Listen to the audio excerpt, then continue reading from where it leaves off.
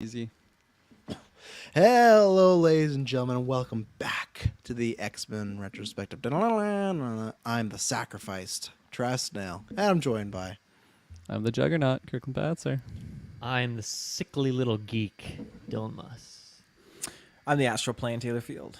Yes, and can you believe this? We're in the penultimate season. I can do that, but yeah, we got season 4, and then we're gonna do that season 5. So we're nearing the end. We got all in all, I think it's about 5 to 6 more episodes after this record. So it's been a big journey, but we are almost near the end. Not almost. We still got a long way to go. We still got like a 21 season here, and we're kicking it off with episodes 1 to 5 of season 4. But head down in the description for everything you need to know. Not sure what's happening right now. I think this is releasing for the public maybe December, January-ish, somewhere in there. But I'm sure there's tons of stuff going on. Taylor, where can they get that info for all that stuff going on? Ladies and gentlemen, you can find us at the Internet Connection. The search bar, GeekVerse.ca is our home base. GeekVerse is our Twitter, and GeekVerse is our Facebook. Yeah, and like I said, find our video, audio feeds, and all the ways to support us. Get ad-free early episodes and create more content, all that good jazz. So let's jump right into it. Season 4. I got Wikipedia up, ready to go. It's not loading, but I think the first episode, what the hell is it called? Is it just called The Juggernaut? No, that's when we got introduced to him, right? Hang on here. I got it. It's called The Juggernaut Returns, of course. You got it. Fuck. Here's a good old Wikipedia one. Juggernaut's life is at risk when someone else uncovers the ruby of... I've never been able to pronounce it, but the Sidorak, and claims the power of Juggernaut himself. Taylor That Field. was the That was it. Yep. That was so short. We talked about this before. It kind of goes Yep. back and forth, but oh my As God. I said, this is a classic one. Just boom. That's it. So Sidorak, great name. It's a bionicle name. It's spelled differently, but I love that name.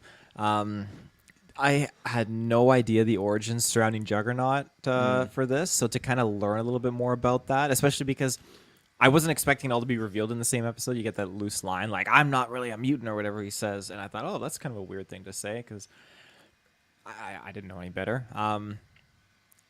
I thought this was kind of cheeky, and as far as filler episodes go, this is very much a filler episode, I would say, because we just got another character introduced that I doubt has any relevance in the future of the X-Men going forward, because it was just like he was just that component to kind of create a problem, and they just gets resolved, and just a weird character, but I'm curious to see where Juggernaut kind of comes after this episode with how they handled things. But yeah, it was entertaining, but it's definitely not the highest out of the ones we're going to be talking about. But I still enjoyed watching it.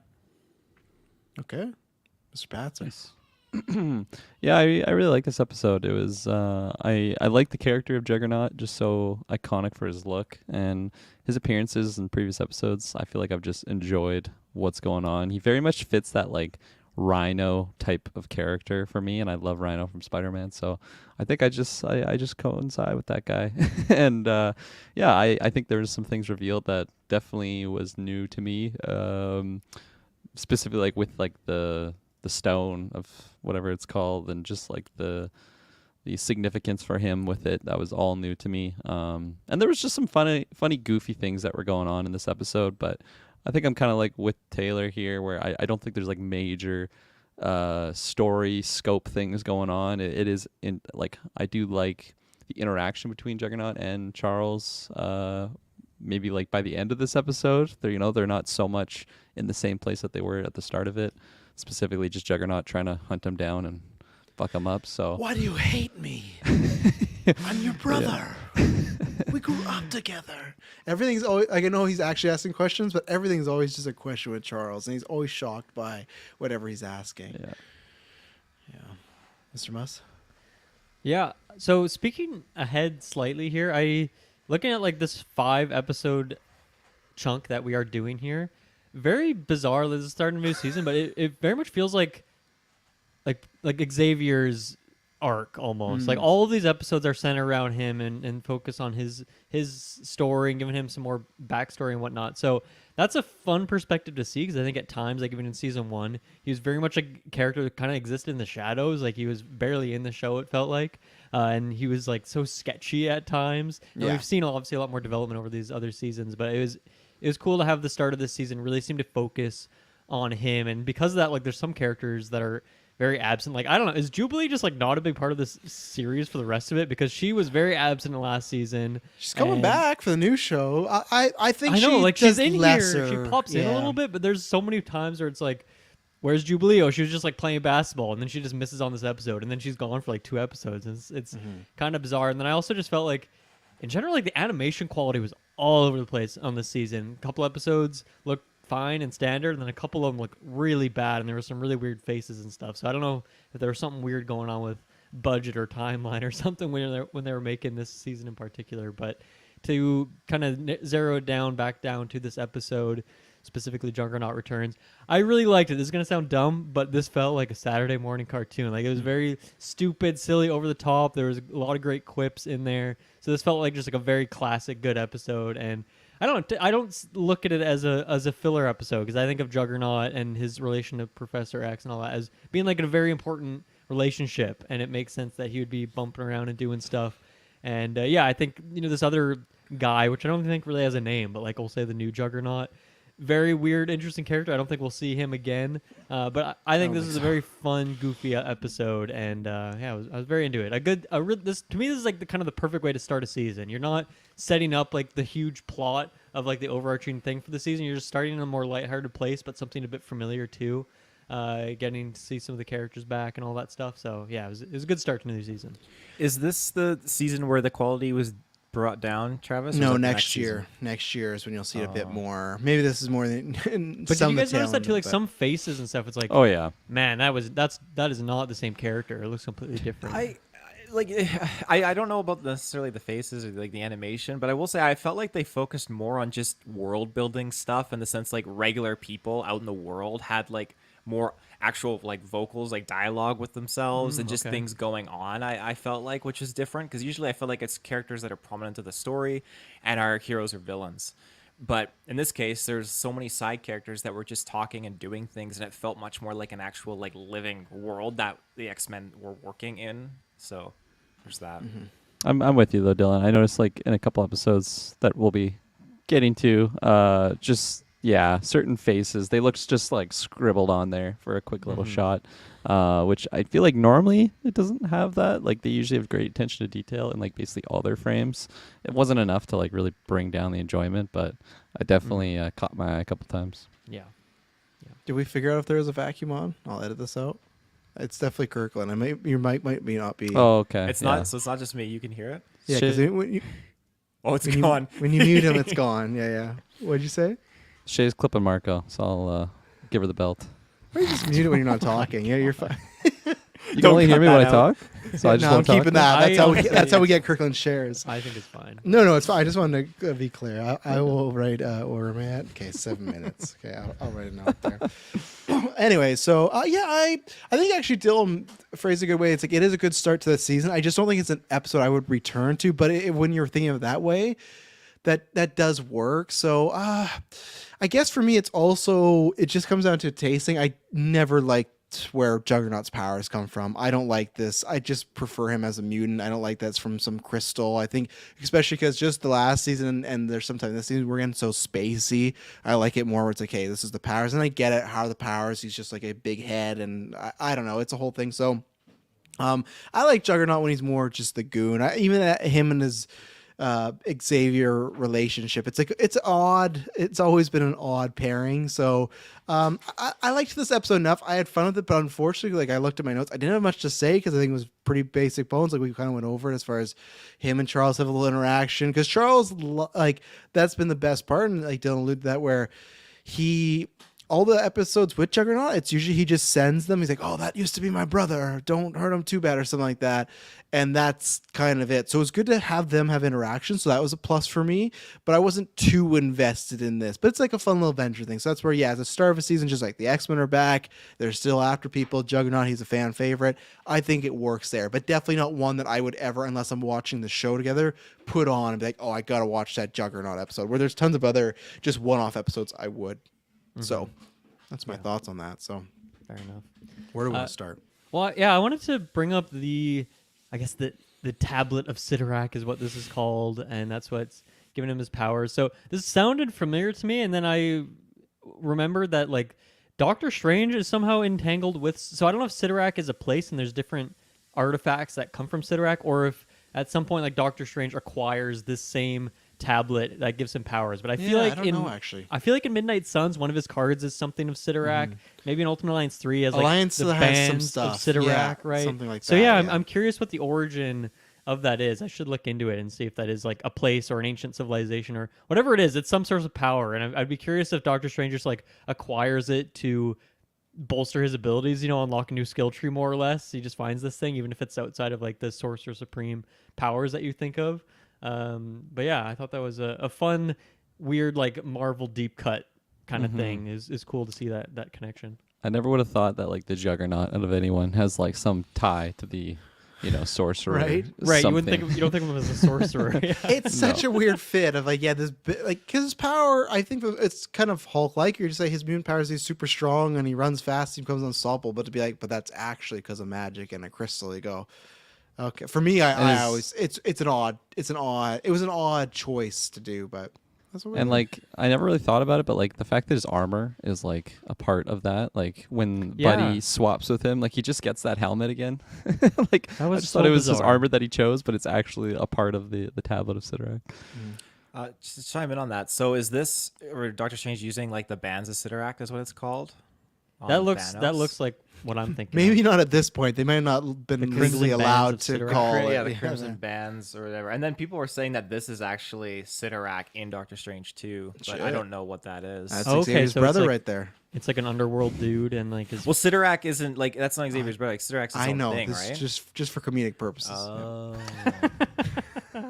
I don't There think he that is. was That's his hilarious. fucking brother. there's Xavier's brother. Yeah. No, that's not. That's not Flint. Yeah. Or what? Oh, what's his name? What's his real name? Is it Flint something? No, Flint Marco Sandman. God, what is his name? It's some generic. I don't goon think I wrote it name. down. I I'll don't have look it here. into it, or someone's looking into it. But Kane Marco. Is he Kane related to Marco. Flint Kane, Marco? yeah, definitely Kane. huh? Is he related to Flint Marco? That's what I thought. Man, what a family tree. Xavier's just related to all these Kind of fucking fits guys. actually. Sandman. I can see it. It's like a good Yeah, duo. they got some personal types. That'd be get us that comment, Sandman and Juggernaut. Because he like, what would be their combo? How can you make sand and an unstoppable force work together? Because I feel like that kind of doesn't. Yeah, maybe not. I guess with Sand. Or they're I feel enemies. like- They're enemies. That's why they're against each other. Juggernaut's Yeah. like running on them. I don't know. Oh, I guess with the sand, like you could use the sand to create like a wall to stop an enemy, and then Juggernaut would build. He'd bust through the sand, but he'd at least be able to capture that person, whoever it is they're trying. Like I could see Yeah. them taking down Spidey with that duo. Or does Juggernaut rug on the sand because he's run so fast? He's like kicking up at enemies. Like they're like, oh, like, it's gross. probably. Yeah. It He seems could For make, like, a non-lethal little- takedowns. You could make like Yeah. a tornado, like some Dune situation going on. there. when they get their good guy comic book, they're non-lethal takedowns. Flint Marco is not his real name. It's actually William Baker. It looks like that. Yeah, what Marco's the just fuck, an Travis? alias. Like, come on. But yeah, one, I'm wrong. I'm Two, taking away your Marvel card on that. yeah, it's gone now. Yeah, definitely though. Yeah, if my name was William Baker, I'd change it to Flint Markle. That's a much more criminal sounding name. Sorry if anyone William Baker is listening, but Huge William Baker fans, but yeah. So I mean, this new. I guess we don't know the name of the guy who takes the tablet and becomes the new Juggernaut, do we? I feel like it's never mentioned let me see in if the I can episode. get He's the sickly little geek, I think is how they refer to him, right? And it just I don't know. We know who It's he William is. Baker. No, That's William Baker. He's the new William Baker. But I don't know. I had a lot of fun with him, like getting his powers and like trashing his apartment, and just like Kirkland being like, the fuck, the helmet is like part of the power set here. Like that's a very confusing thing, and him just like going to the club and like hitting on women and stuff like that. It's like it's so goofy and silly, but he's a fun one episode villain guy. If he ever comes back and he finds like some way to get like the thing's powers, I'm not into it. But for like a one episode arc, I'm kind of into it. And it seems like even at the end, he still has like a bit of a like that lady's still kind of into him. I guess I don't know what's going on there, but I'm happy for him. You know, he's out there crushing it. There's no one even listed in the voice cast. It's just everyone else. Like, there's no one that's listed weird. even for like the enemy. I'm trying to find out, but Forgettable guy. yeah, He just they didn't wanted even the power list just him. to That's how get laid, forgettable he right? was after after working with him. Like, we don't need to give him a credit. Just leave him out. He What was just that wanted to get laid. That's the only reason he wanted the power. I don't think he knew. I think he just wanted the power, and maybe long term he would have like greater aspirations. But I feel like day one of getting superpowers, I'm not saving the world. I'm like You're at the I'm clubs. I'm wearing the new suit. You know, I'm just walking around town. I'm seeing what I'm capable of. Oh no! You're trying to pick up some ladies. Yeah, Rip the sure. I wall mean, off I'm in of a the club. relationship currently, but otherwise, maybe, yeah. You give me Captain America's powers, I would turn into some beautiful buff Well, dude. Like, yeah, sure, why not? It's very different, but I mean, if I'm like 5 times bigger than Captain America, I don't know if I'm going to the club. I might go get checked out. I by kind a of feel like this doctor. X-Men world though is similar to like where the MCU's at nowadays, where like regular people in that world Yeah, are kind of desensitized to some of the crazy shit going on. So I feel like maybe that wasn't uncommon. Maybe that lady's met the actual Juggernaut before too. Maybe he's just waltzing around town, going to clubs as well, Mr. Kane. Okay, so I found out. Yeah, he didn't get a voice credit, but this is the only appearance of this character ever. It is Eugene Turbot Winderspan. Wow. Briefly That's became the sick. Juggernaut. He spent years researching and traveling to find the ruby. Once he found it and touched the powers, left Kane Marco. The rest of the episode tried to pick up women but failed as they all thought he was a mutant. X-Men arrived, attacked Eugene, wanting to take the ruby back so Kane could heal his fatal injuries. Eugene was eventually depowered, but he managed to save a girl from being crushed, and she kissed him. Eugene fainted. I wonder if That's his Marvel. So I wonder if that biography. storyline's ever been done before, though, where someone like takes the powers from Juggernaut and it's kind of this. I don't know, they're trying to get it back, because I imagine that most of these things are like based off comic book runs, but maybe I'm wrong about that assumption. And then they just had like some other character who had done that instead of Eugene Turbo Winterblot or whatever his name was. Winderspan. Winderspan, sorry. Yeah, hopefully he's a Marvel card soon. Snap card. Marvel Snap. Oh, Yeah, that he would steals be- your powers. That would be a deep cut right there. I could see this being a personal one because lots of times when we get to these, it'll be like an only appearance or something when I find them in the Marvel wiki. But then it's like, oh, but they are expired by, or they're like this character similar to. This was just Eugene Turbot Winderspan only appearance. Like it was just like the Yeah. basic like. So He's I barely think, on the wiki. Yeah. yeah, he's barely. He has one paragraph and that's it. Like his like, what was his fun facts? His fun facts like. His It's hard to facts come up were with a fun his fact facts were page. power, vast strength, and invulnerability. For the the ruby, yeah, okay. Only appearance. His last fun fact: relatives unknown. That is the least fun That is a fact fun fact. I've ever seen in my life. No wonder why this guy didn't get a voice credit. You know, so I gotta say though, I like the kind of horror vibes that they were doing for Juggernaut when they were first setting him up, where they weren't showing him explicitly, but like he like. I guess they do kind of show him, but he steals a cab and he like rips off the build roof. up, yeah. The music that they're doing though is like something very different from what the show normally does, and of course he does the "Here's Juggy" thing, which Yeah. I feel like someone else has done in this show. Am I wrong that someone said here like has referenced the "Here's Johnny"?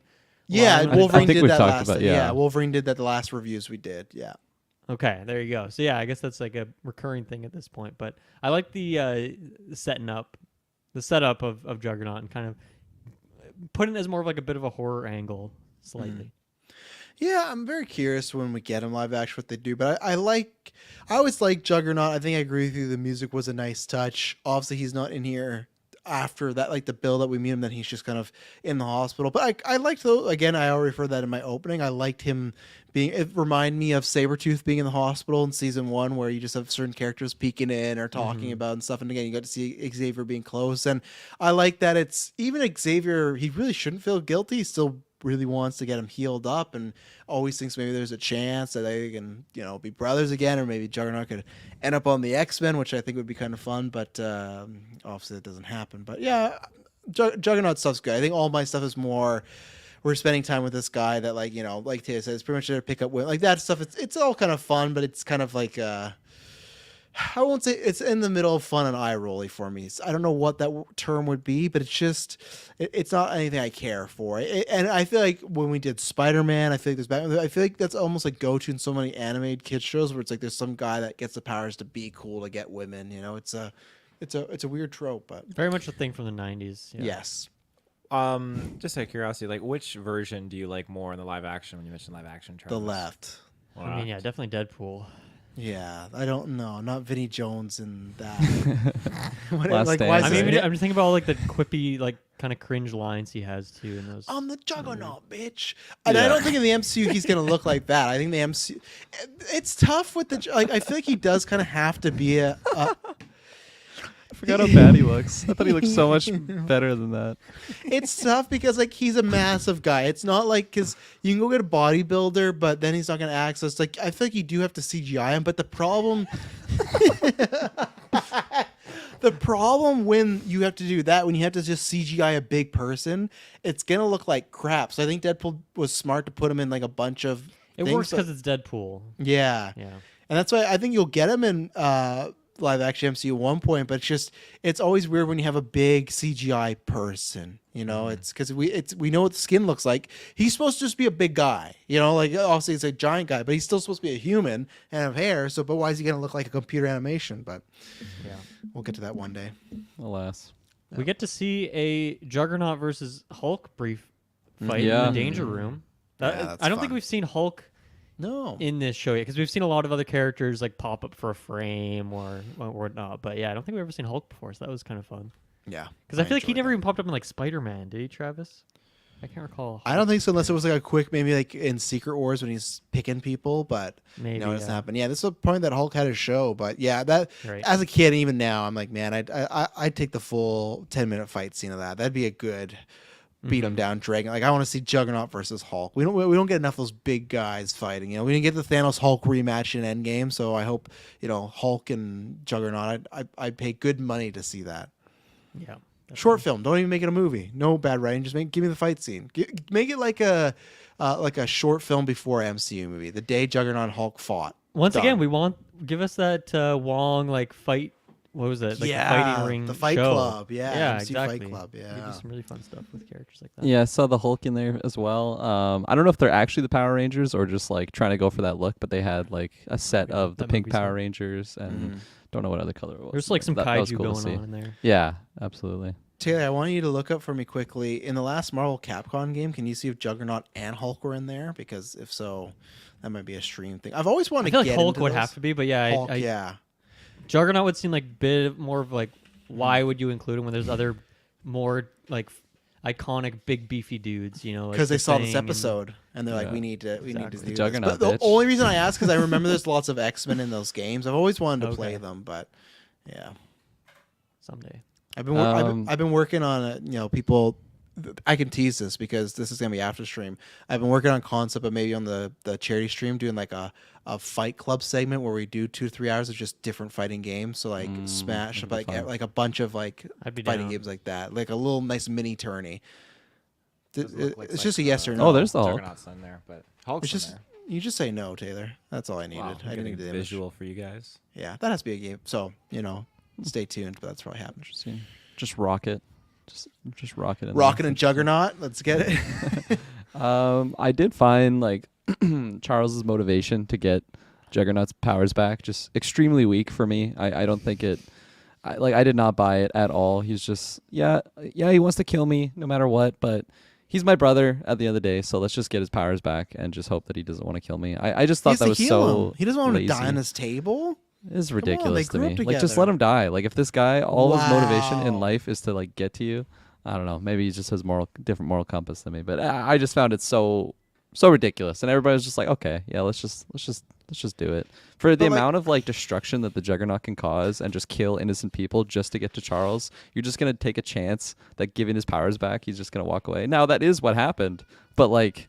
What's gonna happen in a year from now when he gets pissed And- off again? and I don't this think season- Juggernaut is like prime evil though. Like Yeah. to me, he'll fuck up the X Mansion, and he hates Xavier, and he'll therefore go through the X Men to get to him.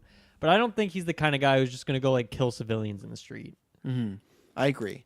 I think intentionally no, but like he's just Yes, so that's true, too. destructive that he could just You know, Like, he's yeah, he might so topple the building not- like accidentally or something. yeah, Yeah, and for just sure. kills like thousands of people. And that, if that happens like next season, for example, like I'm just gonna look back to That's this on moment them. and like Charles Xavier just murdered all those people. Okay, but it's kind of spoilers for the next few episodes. But then, how do you feel? You got Magneto. He's more on the good side, and I'm sure because Magneto's great, you're fine with that, right? He's turning the corner Yeah. of trying, right? He's Juggernaut more can complicated. give Juggernaut a chance. Maybe he's more complicated. Yeah, You know, Xavier. fair. I mean, he wants. He's a redeemer.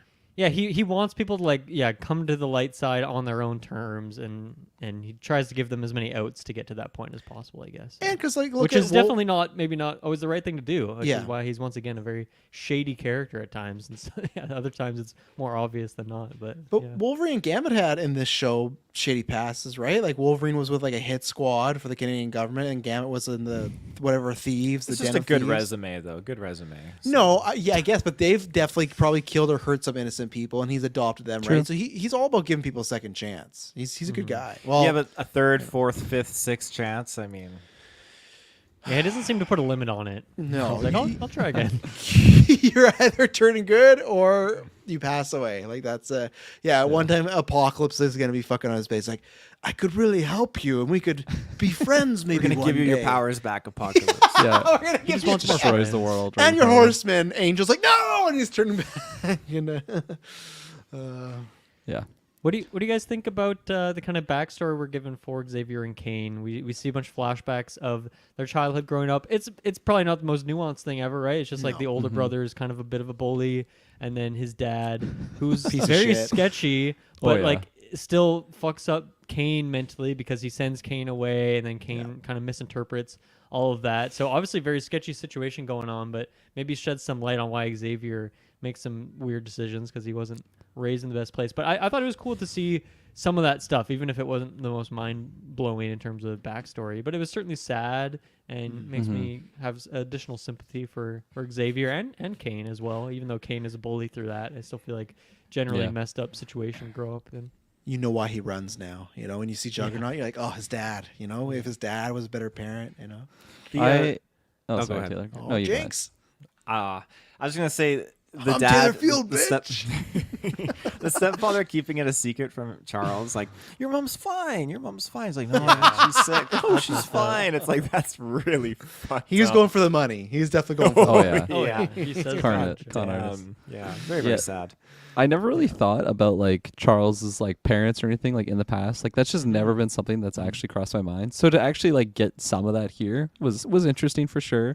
Finding out just like the tragic demise to her. Just yeah, have this con artist be the in between her and Charles, and it did I guess make me think a little bit more about the Juggernaut because he I don't know I just thought he was this stupid character that just runs and he's just the Juggernaut and like that's just it. But to actually get some of the backstory of like what kind of made him this way, there's the relationship between his father, it's See? a lot deeper than I was actually expecting. Could So you let him die knowing that Kirkland? You knew what happened to him. Yeah, It wasn't his yeah. fault. Could you let him can- die? yeah I could. Oh, wow. Yeah. Great, I great 100% sort of thing. could. I'm with Dylan where I enjoy it's basic. I enjoy it, but we have many episodes of this, and when me and Dylan did Spider-Man, where sometimes they don't even give you that, right? So I think even if it's like a Saturday morning kids cartoon, even if it's a couple lines, a couple scenes, that gives me the motivations that okay, I can read in the rest of this because they only got 22 minutes, right? So it's like you can't spend half of. I don't need half the episode of them explaining the downside and dark side of Juggernaut. And this, like, I in a regular hour show, you'd get like 15-minute scenes of Juggernaut and his dad, and he'd be like, "Yeah, I'm with this woman, and I think she's gonna set us up real nice." Like, I don't think we need that here. This is good. So could Charles not?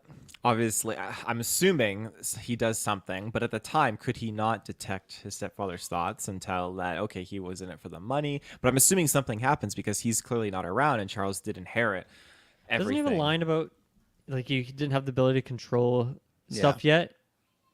He didn't yet, but I guess that's where we haven't seen it yet. That scene that unfolds where he gets Yeah. ousted from the family, right? Well, because he's like he is reading Kane's mind to some extent, and that's what's pissing Kane off. But yeah, I guess he just doesn't really have control of it. But you're right in some way that at some point when his powers like accidentally read his dad's mind and like give him some information or something like that, because you'd think like if you have Xavier's powers, you could probably pick out in an instant that that guy has ulterior motives going on. There is not an authentic bone in his body when it comes Even to without his the relationship with powers. Xavier. So yeah, that maybe is like a slight bit of a plot hole, but I guess you can just cover it up by saying that he was to learn how his powers worked. He didn't understand of it, and he did not have the support system in place to get him to learn how to use his powers responsibly. Shows without the powers, Xavier might not be the smartest guy around. You know, he was probably going to give him another shot as well. Too. Oh yeah, he gave his stepdad lots of opportunities. Yeah, he's definitely helped out by the fact that his power is so overpowered. Yeah. Do you think that's how he did so good in school? He just like mind read people and got the answers, just cheat on all his tests. I never even thought about that. Fuck, you'd be like a valedictorian. Like you'd be the smartest man alive because you would just read all other smart people's thoughts. But it has to be when they're thinking it, then you can read it, or can you That's what I actually mean, go if into you're their doing a mind test. and read all their memories? Because you're basing it off other people knowing the answers, but what then if they they get- might not. Yeah, they might get it wrong, and they might think they get it right. You're a fucking idiot. Because Why'd even you the call me smart that guy? kid might still get one question wrong, and if you read their mind during that, and you're like, "Fuck," I guess. Yeah, true. get a Well, bunch maybe of score. what am I thinking? Just read the teacher's mind. He has the answers. Yeah. But he can take control, right? So just take control of the teacher and have the teacher put Why is he passing taking grade. control of the team? I'm the teacher, bitch. S score for you, Charles. That's past A. You're graduating right away. Oh yeah. I'd never work a day in my life ever again, man. Fuck. The another great Beast line was when he was talking about just the situation the Juggernaut was in, and then he drops the line of like the sins of the father, and it's just a nice quotable line from the Beast. He always has those in all of his appearances. Yeah. The other sequence I really enjoyed was when the Juggernaut is like in the ocean. And he's just like running at the bottom of the ocetion, and he's just punching sharks like right in the face. I love that shark punch. great. So good. I hope they do that in live action. I would You love see to see Juggernaut live punch a action shark. punch. Yeah, that works for me. My last note on this episode is that, like, for one scene, or maybe a couple scenes, Storm has a fully new look. She doesn't have like the white suit anymore. I can't even remember what it was because it was so quick, and I really loved it. And I was like, oh, does she have just like a new suit going on for season 4 here? But then, no, I guess it was just like her casual wear, even though it looked like a new X-Men suit. So I'd have to go back and get a screenshot of it. Maybe I'll do that while someone's talking at some point. But yeah, I really liked it, and then it disappeared just as quickly as it popped up. Gambit didn't come to the rescue, right? He was busy doing his own thing. He was like fixing a bus or something weird. wasn't it? Gambit's got to do his probation work. That stuff in New Orleans really stuck. His community service. Yeah, Charles couldn't get me out of this one. Yeah. No, he was busy. He gets an action later, but this episode he didn't. He wasn't with the sharks. No. No. That's all my Um, notes. There's a sequence of Wolverine and Scott like getting in the Blackbird to go. I think just to go fight the fake Juggernaut guy at the bar there. But it's just like I don't know. I'm really grown to enjoy those two just like actually working together on screen. Yeah. And this one they like jump in the Blackboard. They're like super synchronized. Like put their seatbelts on at like the exact same time. And I like them not fighting all the time. I also probably like these moments because they've been fighting all these in the past, and just the dynamic between them and Jean. I'm just really I don't know warming up to the idea of them being like a like buddy cops almost Yeah. on missions. I like just the two-man missions of those two. Yeah, like I'm sure they argue again, and I guarantee you the new series will get in some argument. But I like that it is post Dark Phoenix. They've been, and even like minus whereas these next few episodes they don't argue at all. Like it seems like post Dark Phoenix they kind of went through that experience together. Like there's worse things to happen, so let's just Yeah. get it together. You know. Yeah, that So is a this good that- costume. This is that storm suit. So yeah, it's kind of like almost like a golden vest. She's kind of. It's very much like similar to Rogue's look, which obviously is standing next to Rogue here. But I don't know. It's cool. And then I have to see like I like it. It's a good. it's like show. a And I- longer cloak sort of thing going Yeah. on. I like her boots I just like too. because Rogue what'd you and say, Storm Kirkland? are such an iconic boots. duo. Okay. That to see them like having a similar suit as well is a fun thing for me. I like her boobs, Travis. That's what I said. I like his Kirkland just saying this podcast in such a misogynist way. I thought he said boobs, like, oh, I like her boobs. Like, come on. I'm in Rogue. It's pretty spicy. Let's be real. Yeah, we make some jokes in comment field. Just like, yeah, look at The those. detail of her suit. Look at those boobs too. I really like them. He keeps going You guys back catch to it. We're those trying to move. Yeah. Look at Apocalypse. He's back. No, I wish that they, and I don't know if they'll do that in 97. I think that'd be cool if you had like in a season a rotation of characters having 2 to 3 different outfits, and like every Yeah. couple episodes they Yeah. switch it up, because those things must be stinky. But they probably just they probably just have multiples of the same outfit. Oh yeah, so I get picture it. they have a closet of Yeah. 20 of the same one. Yeah. But I think it's funny because we'll get in that later on in a couple episodes, that you talk about the animation, and a couple episodes later, multiple characters have different suits. It feels like they were kind of trying to like tinker with stuff, and it's almost like they did this suit and they were like, we don't really like this, let's go back. But I liked it. Even as a variant, I liked it. So, but it feels like this season they're experimenting a bit more, because like, hey, we've been doing this for 4 to 5 years, like let's switch it up. And I think there's some suits in the next episodes that look great, some that don't look great, but yeah, I think this is another version of them just playing around with it a little bit. Plus, like nowadays the business side, you should do that, because like more toys you can sell, all these different suits, and that's their Yeah. favorite. So Variants. Yeah. yeah. Anything else? No, I'll give it one thumb. One thumb up. I like it, but it's definitely not in that top echelon for me. Same, one thumb. One thumb for me. One thumb. Whoa, 4 thumbs. 4 thumbs. Episode 2, A Deal with the Devil. Omega Red. My man. The destruction of the machine from a former Soviet Union, and a sworn enemy of Wolverine is thawed and sent 2 miles beneath the ocean to salvage a disabled toxic Russian nuclear submarine, threatening to break up near Hawaii. Okay. His only condition, Wolverine Storm go down to him as his insurance. I'll start because I love Omega Red. Yeah. He's my boy. Strange episode. It's a very odd. I don't know how I feel about this one too, because like I like him. I like all the content. I love the voice actor, everything. The look. Anytime he has a fight scene, all that stuff always works for me. Omega Red, and I think it does. I guess kind of fit because he's part of the Cold War era, and they did the like the submarine fits and stuff. And I almost don't think it's a bad thing, because like I think it's like if you're in the writers' room and you're looking at the villains, you go, okay, what can we do something that's new and fresh? And okay, this idea of the submarine, and kind of, it's a terrorist situation pretty much. That's what they're doing. It's just that I guess having Omega Red just locked up in the sub the whole episode, which I thought was quite a choice. So I didn't dislike it, but I didn't love it either. I think the only reason I like put it a little bit edge to the last one, just because I like Omega Red, but I think they'd probably be the same thumb rating. So yeah, I like it, but it wasn't as impactful as the last Omega Red episode. But clearly, he's still kind of hanging out, so his story's probably not done. So I think it's almost I look at it better now the way what Dylan said with the premiere. It's almost like another good like starting the season. We're meeting some familiar faces, but again, this isn't. If I were to watch a Omega Red episode, I definitely would return to the other one first before this. But I always like the Wolverine Storm dynamic. They haven't really touched upon it too much in this show, but many times they've dated in the comic books. So I wonder with 97 if they're gonna do that, because there's some fresh stuff going on there. So I'd like that, and I think Scott and Jean are gonna be. That's 5 years out, like they are going to be a couple. So I liked this one, but and I give them credit for doing something different. I don't know if it fully worked, but I give them credit for, going a different route. I'm sorry, Travis, as the Omega Red guy. This is like bottom 3 episode in all of the series for me. I think this is really, really bland, really boring. I have one like good quote, but that's honestly the only like fun part of the episode for me. Other than that, it very much felt like a slog, and these are short episodes, That's so fair. none of them should feel like a slog.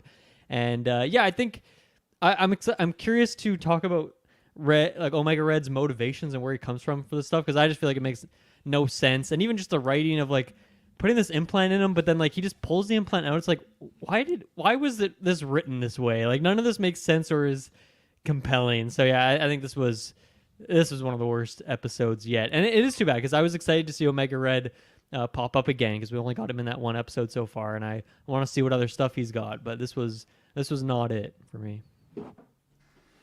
For me, this one actually had a lot of good stuff for me. Honestly, Ooh. I agree that the overall like the overall situation that they're in hindsight, I think is weak by the end of it, just with how it goes. But what they were setting up, I actually really really like. Just the fact that you have Omega Red, this like unstoppable force that's so evil, and it's like, how are they going to control this guy and like just give him motivation to want to help them? I did like that. Of just like promising to give him his humanity back. I that's just an interesting subject for if you have like this full robotic individual, Yeah. and then throwing him in a claustrophobic setting with two of the X-Men. I just thought that was a fun dynamic, especially the attachment of Wolverine's character and him. They just obviously got a lot of history there, so I did like all of the pieces in play. I just think the actual execution, once I saw it all, it just didn't hit as much as I was wanting it to, because he just goes evil and just betrays basically everyone and just is like a big terrorist again, just shooting the warheads off. So I just was hoping that they were going in a more interesting direction, because just like what they're setting up of him having to work together with Storm and Wolverine, it's like, okay, this is actually something I never would have predicted, because I just always thought Omega Red is just like the true evil character. Like, you're never going to persuade him. He's always going to be wanting to just like murder Wolverine, but he was actually able to, be in the same room and they weren't just attacking each other right away. So I did like the pieces in play, but yeah, I just think the overall execution left me wanting more, and yeah, it kind of brought this episode down quite a bit. And yeah, it's just so easy for him to like take the implant out as well. The goofballs that were quote unquote controlling him, I just like, these guys are clowns. So a little bit wanting more. I love this episode. I love this We just ran the gamut there. Yeah. I thought it was a lot of fun. I like seeing Omega Red being brought out and being thrown into this situation where he kind of had to be the good guy. Going to the submarine was very, very cool. I don't know why, just the aesthetic of this mission was neat, and being confined. His terms having Wolverine makes sense. I wasn't totally sure why he wanted Storm in there. I'm not sure if he says his reasoning for that, but she was there anyways. But Yeah, I can't remember if maybe it's something to do. I can't remember the last episode. Did she have a hand in doing the final blow or something? Maybe to help defeat him. I can't remember. Maybe she's like who froze him or something. I can't rember. But it might be. Oh, it might is have been that. Yeah, it is that. And maybe he also felt like her powers would be useless there, so she'd be good and bring along. Right. 'cause And she she's couldn't work his claustrophobic, plans. so maybe he Oh, knew that. yeah. He just Yeah. wants Put her to in fuck with her. A little bit. Yeah, and he wanted to see the new suit. That too. He's like, I've heard, yeah, That of was course. I not heard there. you have a new suit. That she had like a submarine, whatever. Like they your were doing. boots. Yeah. That's not the one. I loved how he was Yeah. fucking with Wolverine though, just when he's all bundled up in his like bindings and he's just saying shit, and Wolverine's just ready to just kill him, like try to kill him just on sight.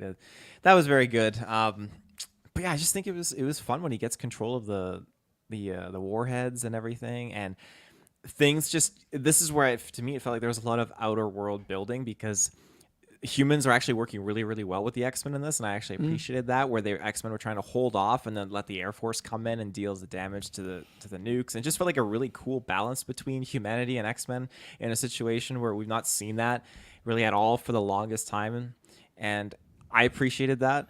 So that kind of thing gets me excited for what in the long term we could expect from more kind of like an alliance of the two. Yeah, because we get that we get this in the upcoming episodes multiple times with Magneto and Xavier, that the government now is more open. Obviously, end of season 1 was just, we've stopped the Sentinels, and the X-Men aren't all, like, the mutants aren't all bad, but then there wasn't much to that, right? It's just like, okay, the Sentinels are gone. That's a thing, which, they might come back at some point. But now it's like, I agree with you that I do like there's some sort of, even if it's an uneasy alliance, an alliance nonetheless. So I do appreciate that. And it's kind of like me, I can headcanon that the government and the people are noticing the X-Men's good work and how many times they've stepped up to save us or save them. So it's like, okay, let's throw them a bone and let's, find some sort of, common ground here. About time. Made it to season 4, and they're finally coming around on the X-Men. Yeah. Well, they had a lot of bad mutants, Magneto, Apocalypse. Hard to trust them when you got those. That's true. Those guys, Juggernaut, killing thousands of mutant. people. Yeah, right. I'm not, not a mutant. Come on, it's the tablet of Sidorak. Yeah.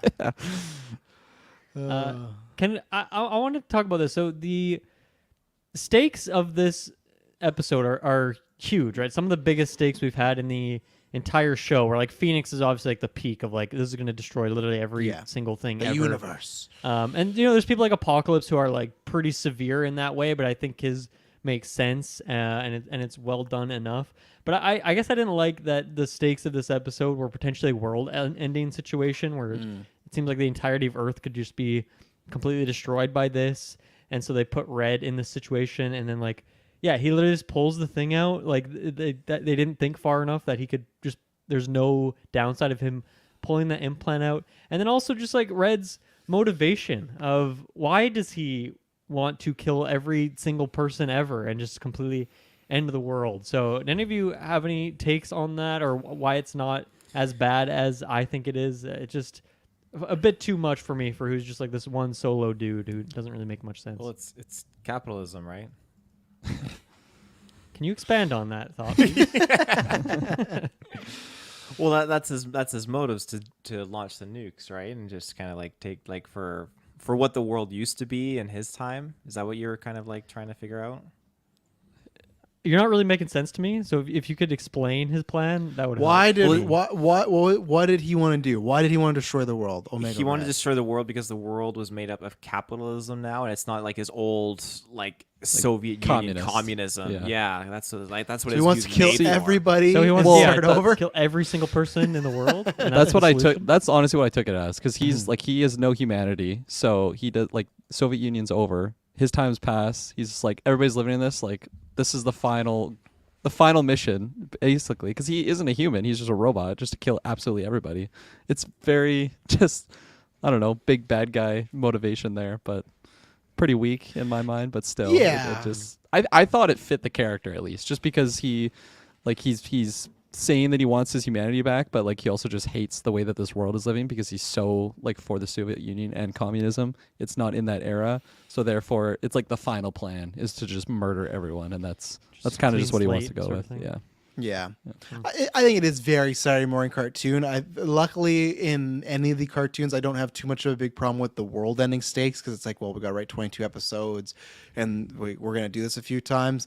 And Omega Red, like I think for me, it works enough as far as okay, if we don't win, nobody gets to win. We'll do that. It is pretty high stakes for an episode 2 into the season, considering we just bounced off the Phoenix Force as well. But it works for me in a more of a cartoony way. But I would not enjoy seeing this plot in a movie. I'd say that's what I would say as far as like everybody ending. Right? It'd be different. Okay, we're gonna leave Russia, and there's like a kind of again, I don't want them to do this. It's kind of like what Hydra's, right? Where it's okay, the world won, or like America won World War II, defeated the Nazis, but some stuck around. Pretty much, I would like that where it's like, oh, we're gonna go after certain countries or people, but the entire world is like a bit much because you need something. But I guess also he is such a like masochistic character that I feel that I guess I could see Omega Red standing at the end of it all, like because he likes to hurt people, so I could see him just okay, everyone's gonna die, and then it's gonna be me. I don't know what he would do after though. That's my thing of like, is he smart enough to start building things together? Is he gonna like leave one woman behind to make robot babies?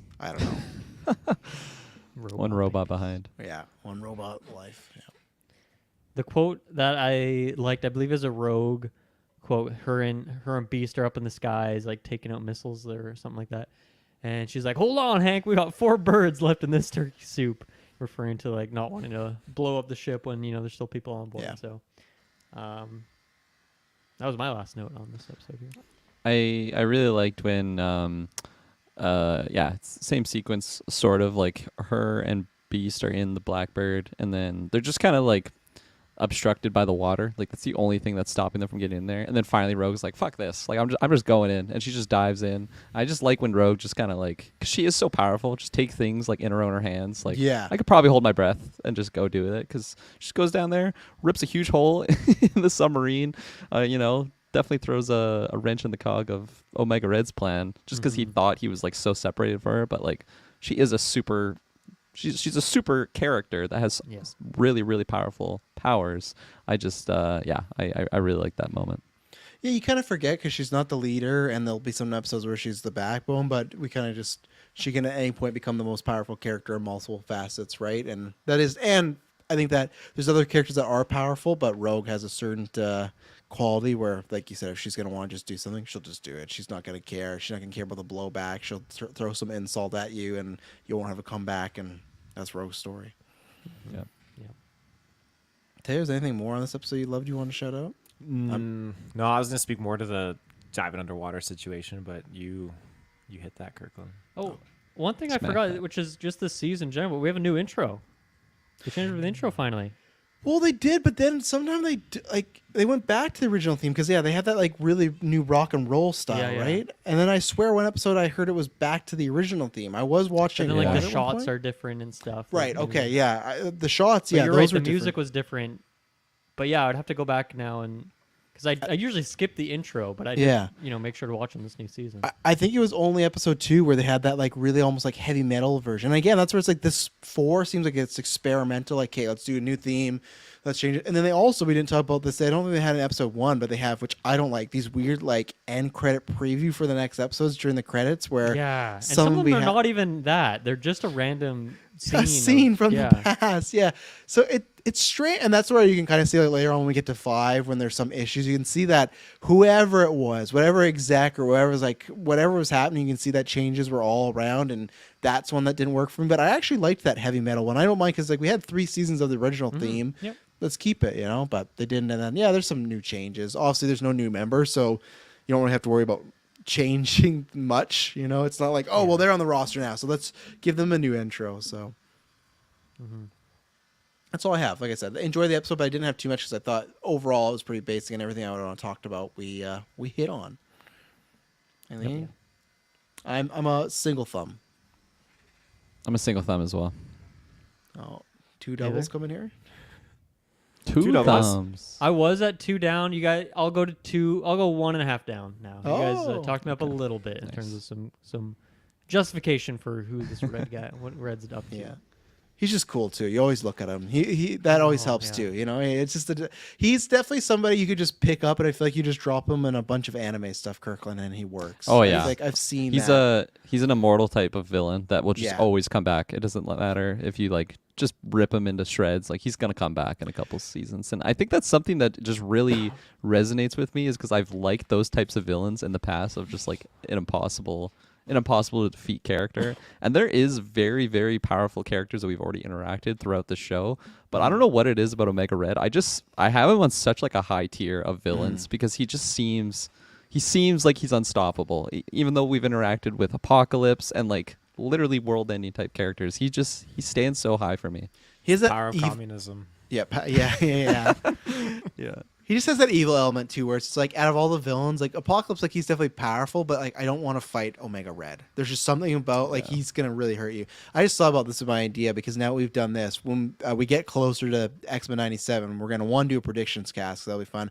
I think we should, now that we've done this, we should do an X-Men draft, but cast these characters that we haven't casted before. Ooh. Like I'd love for like who would we cast as Omega Red? Like I'm just thinking about like blonde hair actors, like all these characters, like Apocalypse Mickey being Rourke. not as fun, but yeah, Mickey Rourke in his prime would have been great, but because I don't even know if we did we did these. So I'll have to look. This is when Briggs was around. I'll have to look at the roster, see what we did, but we should do a part 2 and cast some of these like other characters you're just learning for the first time. So definitely that'd be fun. So episode 3. I guess they're both this. It's part 1 and part 2, but we'll start with the first one. Sanctuary, part 1. Go watch the movie. Great movie. Wearing of a battle of mutant supremacy, Magneto offers to transport all mutants to an orbiting asteroid named Asteroid M. This is based off a comic book run, where they can live peacefully and human-free lives. However, Fabian Cortez tricks Magneto into his escape pod and launches him into space. So, Dylan, I'm going to start with you. What did you think about the first episode of Sanctuary? Yeah, I love Magneto. I feel like it's been a long time since he's Yeah. popped up in a big way, so I was really excited to. Savage Land. Yeah, I guess so. Yeah. And yeah, so I remember like just looking at the episodes that we were gonna watch and seeing him in there. I'm like, okay, I'm excited for episode 3 to get him back in there.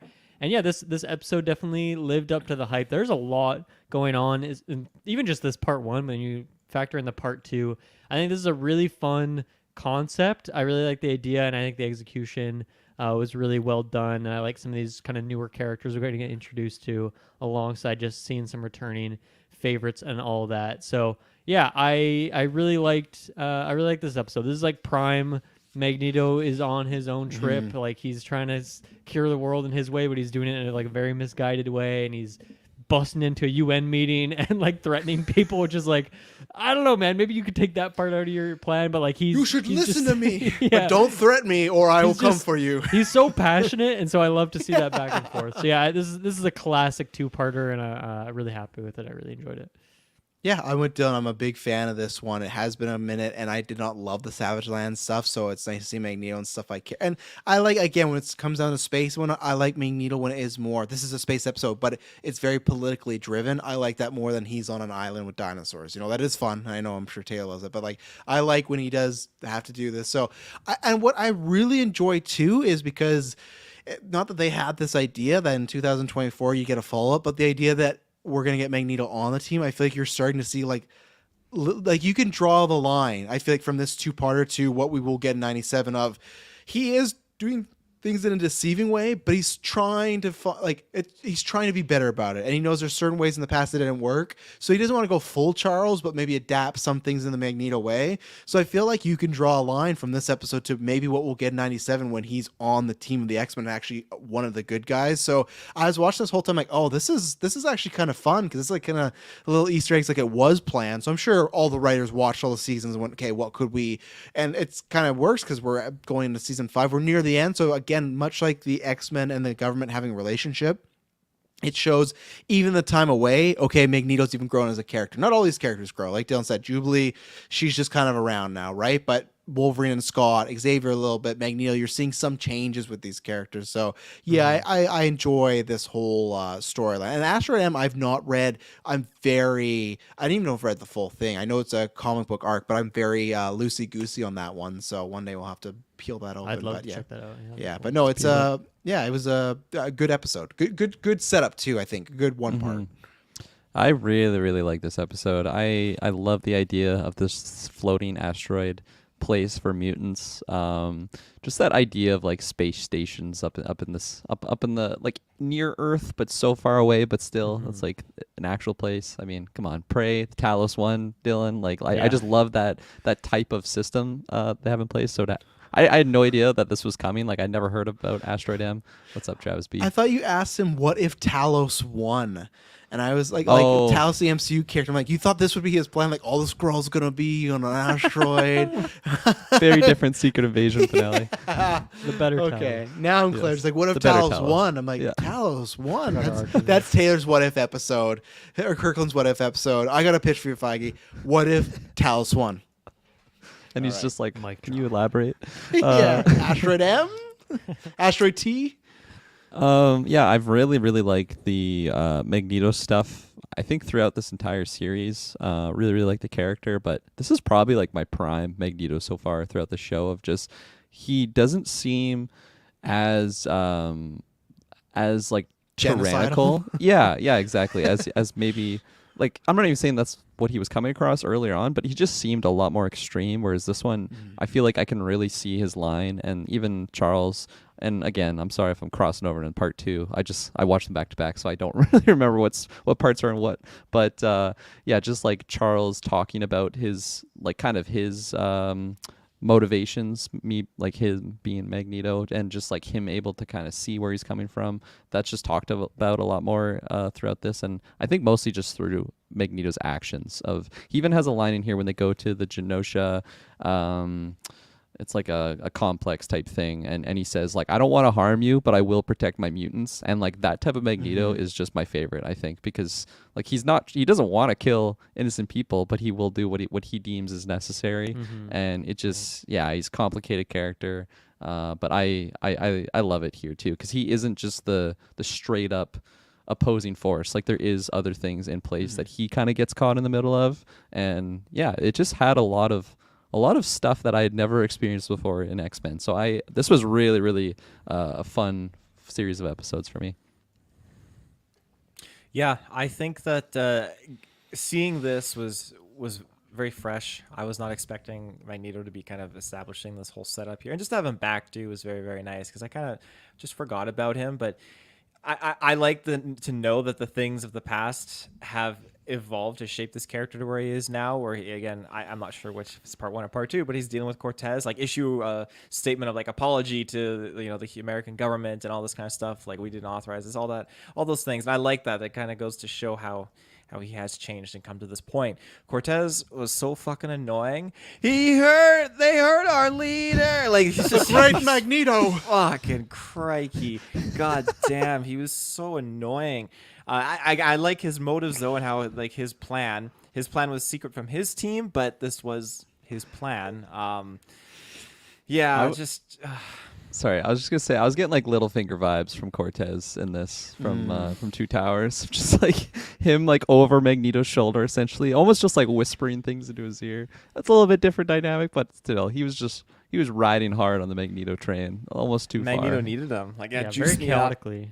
regenerated me. Oh, just Yeah. My master, you're healed now. It's quite the regeneration there. Jeez. Yeah, we're gonna get Taylor one day. You're gonna play some sort of weird soldier character like that, you know. So. I'll be your little Cortez. that you think is on your side, but I actually am overthrowing you. Yeah, let's start with that UN meeting. Everyone's talking. it's going good, and yeah, Magneto busts in and. He's trying to be nice about it, but he's just nicely laying down the law of like, this is what's gonna, like, it felt like he started as like we're gonna agree on this, but to a half degree, because it literally ends with him putting on the scary helmet where it's just eyes, and he does say of like, oh well, it's some line, I don't know the exact line, but we should do it this way and we will do it this way, and he puts it down, but it's still like, all right, we're all together. So I did enjoy that, because I love everyone when Magneto comes in just assuming this is another Magneto terrorist attack, pretty much, because every time he's around, something bad's going to happen. And we talk about this all the time. One of my favorite tropes is anytime the villains is with the hero, because right away you have the UN, you have the X-Men all questioning this, right? Is this asteroid legit? Is this his actual plan just to live in peace and harmony, or is it as an attack? Maybe this trails a little bit in episode 2, but they talk about like missiles, and why does he have missiles on this asteroid? Oh, it's pure for defense, but it's like, you're letting this guy who has done terrorist acts have an asteroid the size of a planet with, maybe not a planet, but a good chunk with like attack systems. You never know. And that's why I do like the middle portion where he gets turned on and banished, because up until that point, you could think this is just another Magneto scheme and it's going to go awry. And that's where I love it's not him. So everything from that idea of kind of making him out that this could be the villain, I enjoy all that stuff. One thing I was really questioning during that UN meeting is he busts in and then he starts playing footage on the projector, but it's like, where the fuck did he get this footage from? Like, these are just shots from the show, right? And it's just the most random intimate it's where he's moments. A couple of them are like public events, but then other ones are just random shots. I'm like, where did this guy get this footage from? Like, I know he's got powers and powers and all, but yeah, no, I guess there's like some mutant whose abilities that they're invisible and they like can record things with their eyes, and then they turn into a camera. Yeah, exactly. I'm glad you mentioned that. What do you bring to the team? I can record everything we do. Reconnaissance. I can record your Rogue. You don't have the worst power anymore. It's Recorder Man. I'm glad you mentioned that, because I think this is in part 2, but it's very heavily tied to like the camera situation. Because when Cortez was showing everyone the footage, or no, sorry, it was when the Xavier's former love got the footage and they were showing the footage to everyone. Yeah, the footage shows like it's the way they showed us the scene of Cortez betraying Magneto, but then it actually shows an outside shot of the dome shooting off with Magneto, and like, so this security footage is like, you're telling me that the cameras are in space watching the dome with Magneto like get launched? Like, it's the same close thing. enough that they edited it back into that reel that they were showing. Yeah, you kind of just have to pass it off as Saturday morning cartoon stuff, but it's pretty funny to think about.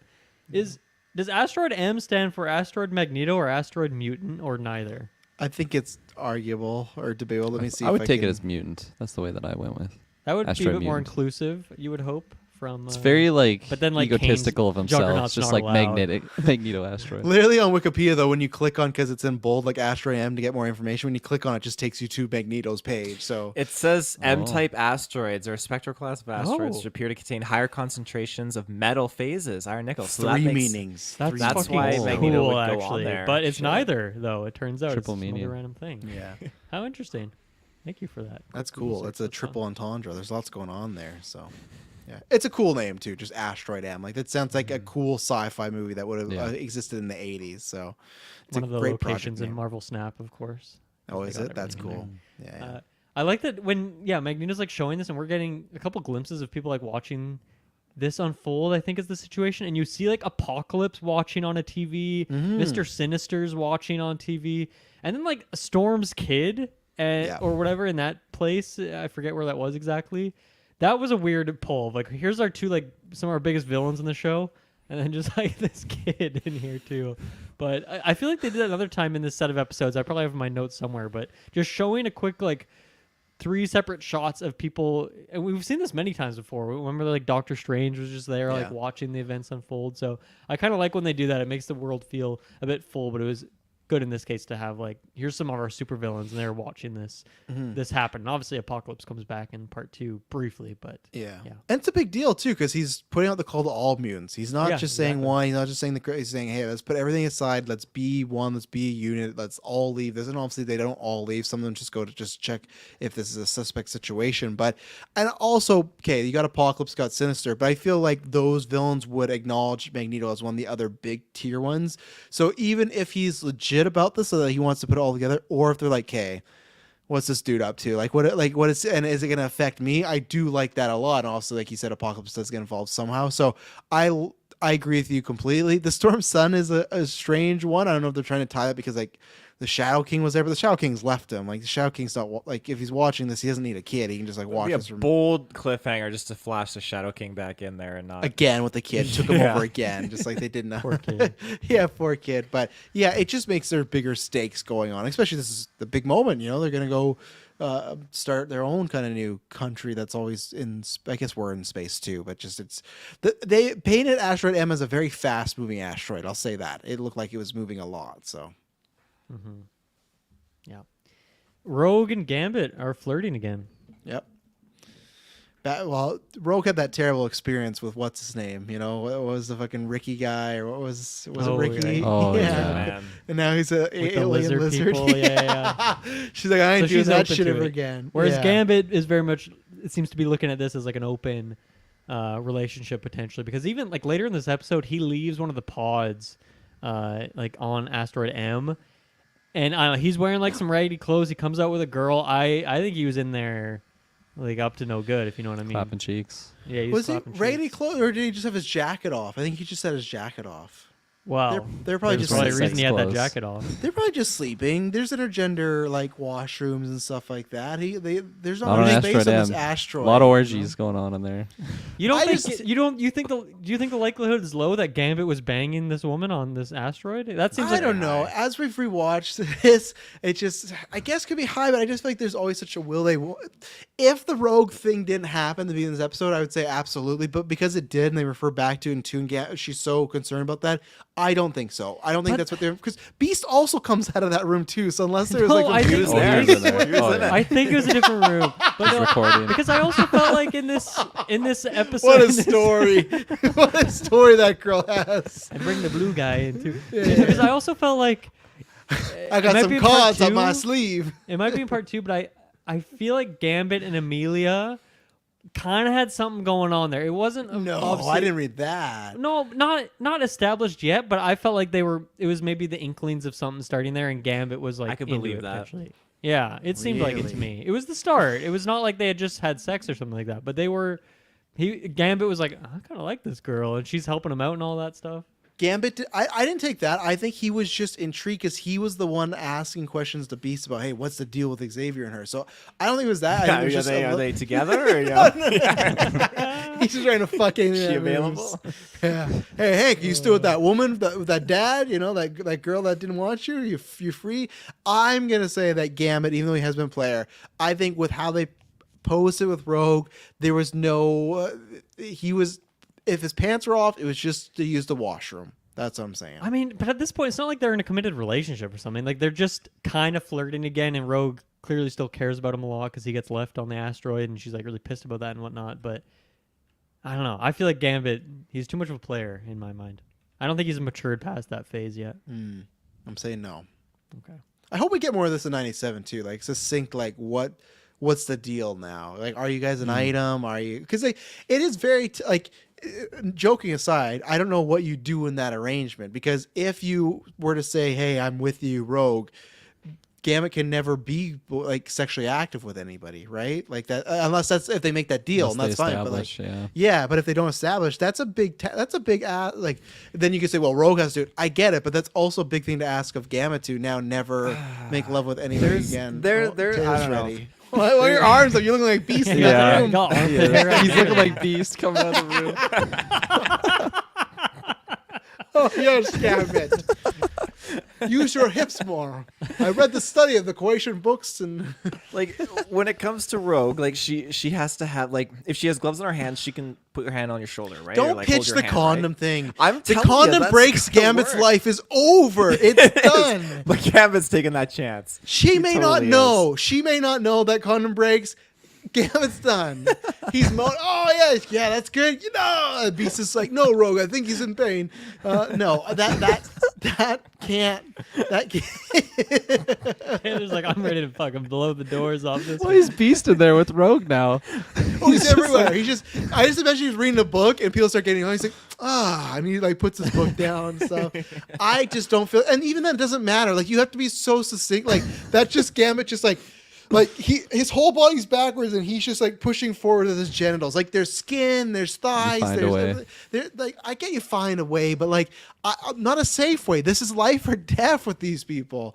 Like, Just and a Rogue might coma. explode. Yeah, well, one guy went in a coma. She's put people in multiple comas. She might get Gambit's powers to explode his dick or something. I don't know. Like, there's so much. I was gonna say too. Maybe her powers are more concentrated in certain areas. That it's But like, but remember when she got Scott's power? All she says, "Why did I turn this off?" Like, if she gets Gambit's power, he may just explode kinetic energy. Can she make a condom kinetic No, energy? she would have to throw. You have to throw stuff. Right? He has to like charge it up and then throw Beast, it. give me that book. I don't think it's safe. I don't think it's safe. And like, think that again, that's like a lot. Like, that's a huge ask for Gambit. Maybe that's why she hasn't officially asked him, because she doesn't want anyone else to experience that lifestyle. I'm sure Beast could create some scientifically unbreakable one for that. Yeah. Well, in that case, yes. Even the Sheer Empire should have some fucking like metal sheet condom that Gambit could Yeah. throw on. Don't there. worry, Maybe, Gambit. It's 100%. maybe that's why he's talking to Amelia. Maybe he needs some mutant condoms. I don't know. Gambit doesn't seem the type to wear a condom ever. No, right? Gambit don't wear no. Get him now putting that on. Yeah. 100%. They'd be working together for months. They sit them down, explain this method, and go, "That don't work for me." And everyone be like, "Dude, we finally found a way for you guys to be together." Like, no, I'm pure human or pure man, whatever. You get nothing but the best from Gambit. This is my performance be hampered by this condom thing. I did like the moment when he was going to space and Rogue was like all concerned of like coming back or whatever she says. It's like, yeah, you coming back, Cage, and you leaving us again? I don't know. I like the little dialogue there, and also just thinking back to like what they've kind of gone through. And he said he'd never not come back for her. Like, he's always gonna come back if she's there. So that's why I didn't get the vibe he was throwing down this episode. And again, Beast was in that room that he came out of. I think people were bunking together. Asteroid Emma isn't fully operational yet. The fact Beast was in there doesn't change anything for me. I feel like it's more sus. He's got a lot of secrets with the various members on the cast, I think. It's true. I don't know what's better, like Beast watching or Beast just trying to get some sleep and just Gambit just Wearing his going little at speedo. it. Yeah, and Beast. I forgot his little speedo. I'll call it the Battle of Genosha that happens in this episode. Yeah. Pretty awesome. Like, you got multiple kind of factions going on where you have Magneto and Magneto's fans. You have I guess therefore Cortez, his crew and whatnot. You got Charles, Beast, and Gambit. They're doing their part. There's Sentinels in here. There's other random mutants. There's like government soldiers. There's government bots. So it's a very chaotic battle, but I enjoyed it just because of how many, like, trying to keep track of like who's on what side, who's fighting for who here, who's trying to accomplish what objective. I thought it was a fun time.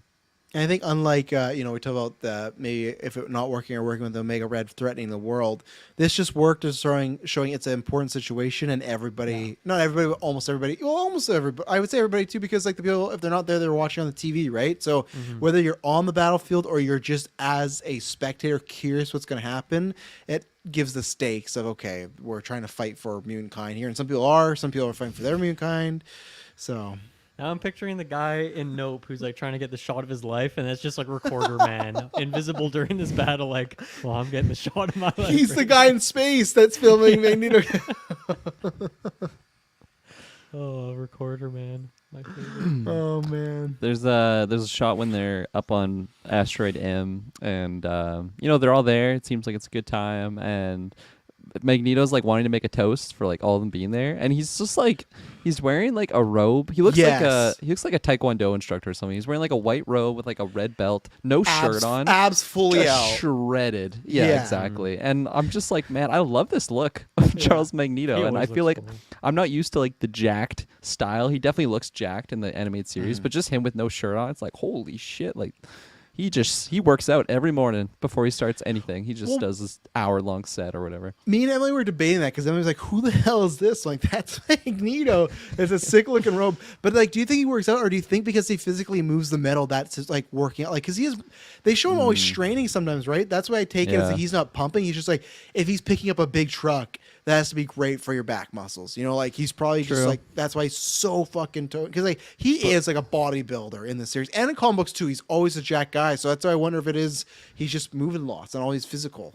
But like he also has to intake the calories, right, to like maintain that mass. So he must just be I don't know, like a motherfucker. on the bodybuilder diet. Yeah, It's probably Him and raw Juggernaut. random metal bits, just accidentally. Oh, wonder what positives you get from intaking metal. Probably not many, right? A lot of iron. Like trace amounts of aluminum is Yeah. like, stuff like that. Beast, you're getting his checkup to join the team. Your iron is spectacular. Come on in, Magneto. Be physical. I'm just checking out Gambit and Amelia right now. Oh, you sit down in this chair and take your shirt off. Yeah, Which you are pretty defined. which X-Men movie was it where they gave the security guard like a little bit extra iron in his drink? X-Men 2. That's Too much a iron in fucking your blood. like a wicked way to get out of there. Like that's Yeah, crazy. it was cool. Terrible way to die too. Just iron being pulled out of your blood through your veins and face. It's got The same thing would happen if you went through an MRI, right? Like it would just rip the metal out of him, because that's essentially what's happening. It's just a giant magnet going around you. Fuck, I'm never gonna get an MRI. It's fucked up. Oh, man. it's scary. I mean, lots of iron. Oh! Blood just rips out of you. Oh, routine procedure. Don't worry, your dad's gonna be fine. Ah! Can't turn into cameraman or something. So Taylor, you mentioned you're pretty annoyed by Cortez, which I think is totally justifiable. Looking at your face right now, I can see you agree. Kirkland, Travis, how do you guys feel about Cortez as the leader of kind of the uprising against Magneto here? I kind of liked him, honestly. I like this like conniving type character that definitely has his own motivations. I love how he's just like has so much admiration for Magneto, but then when it like goes too far and he's just like what does he say? He's like I rebuke whatever the term is when he like just calls him out. He's like I ex-nay you, excommunicado you. Magneto's like, what, me? Excommunicate? Are you kidding? Is that it? Whatever the hell he said. Okay. He said something along those lines, and he just like has a lot more balls than I thought he kind of had. Because like I was saying, he fit into the Littlefinger Wormtongue. I said Littlefinger earlier. I meant to say Wormtongue. They're similar characters. They're sneaky. They're always behind the shadows. Yeah, they're similar. So I always just took him for that, like on the surface, because he just seemed like he will die for Magneto, but like he very much has his own motivation there.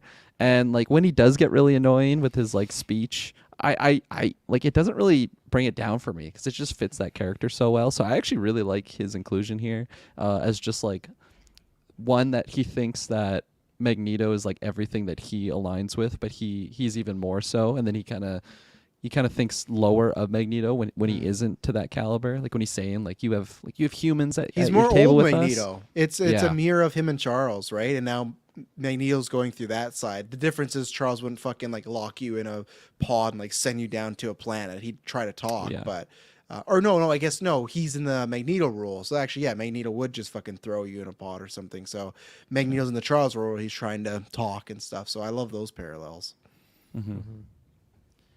I think my other notes are getting into episode 2 or Okay. part 2 specifically. I don't know if we want to go there. Yeah, I have one, just a good line when the fight starts. At one point, Gambit has to. This is when he's gonna, because there's two things I have to mention here. He's gonna hold them off so that people can get back to the ship, right? And he just he says, "Okay, we're in a new game now, and it's Gambit's deal." Always like whatever variation of Gambit Yeah. dealing, it's just good stuff. But then I like that he immediately gets fucking bodied when Yes. he's trying to defend. It's so good. He gets dispatched so fast. He busted. What I would like is, or sorry, I don't know why the fuck I said here. What I would like to see is the full beast I'd Gambit like to situation. see you too. No, when they get back to they get on the ship, Xavier, Beast, good team, they go down. They speak with Rogue, and Xavier's like, Gambit sacrificed himself. And Rogue's like, what? What happened to Gambit? And then and the Beast goes, oh, but no, we can get him later. We just couldn't get him on the time. So Xavier just full and buried the lead, like said, yeah, Gambit sacrificed himself, and it was really brave. Just letting Rogue for 10 seconds think that Gambit was dead. And Beast been like, no, he's we can get him. We couldn't in this moment. So I love like almost, I don't think he meant it that way, but it felt like old Charles where he's kind of a dick. Just he did. Beast, watch me fuck with Rogue Doc real Brown. hard. yeah, development. I'm gonna tell her that Gambit It's gonna be died. so funny. Oh my Yeah, God. so so I got a good laugh at Hey, that. Beast, watch this. Yeah. I agree. And sorry, I was like Dylan. That actually was one of the first scenes of episode 4, so I screwed up there. But that's everything I have for this episode. Might because we've seen Amelia. That's her name, right? Mhm. We've seen her in the past. Amelia? I can't remember seeing her powers. No. before this? They just showed Oh, have we not? flashbacks. Yeah, that was Okay. set up store. I can't remember. What Oh, her okay. powers I took those flashbacks like scenes that I had already seen before. I don't know. It just looked familiar. But were. Yeah. anyways, I really liked her power actually. She like turns into like smoke essentially, and then she just like Yeah. becomes physical again, and it's just. Man, like I want like a stealth game where you can just play with that ability.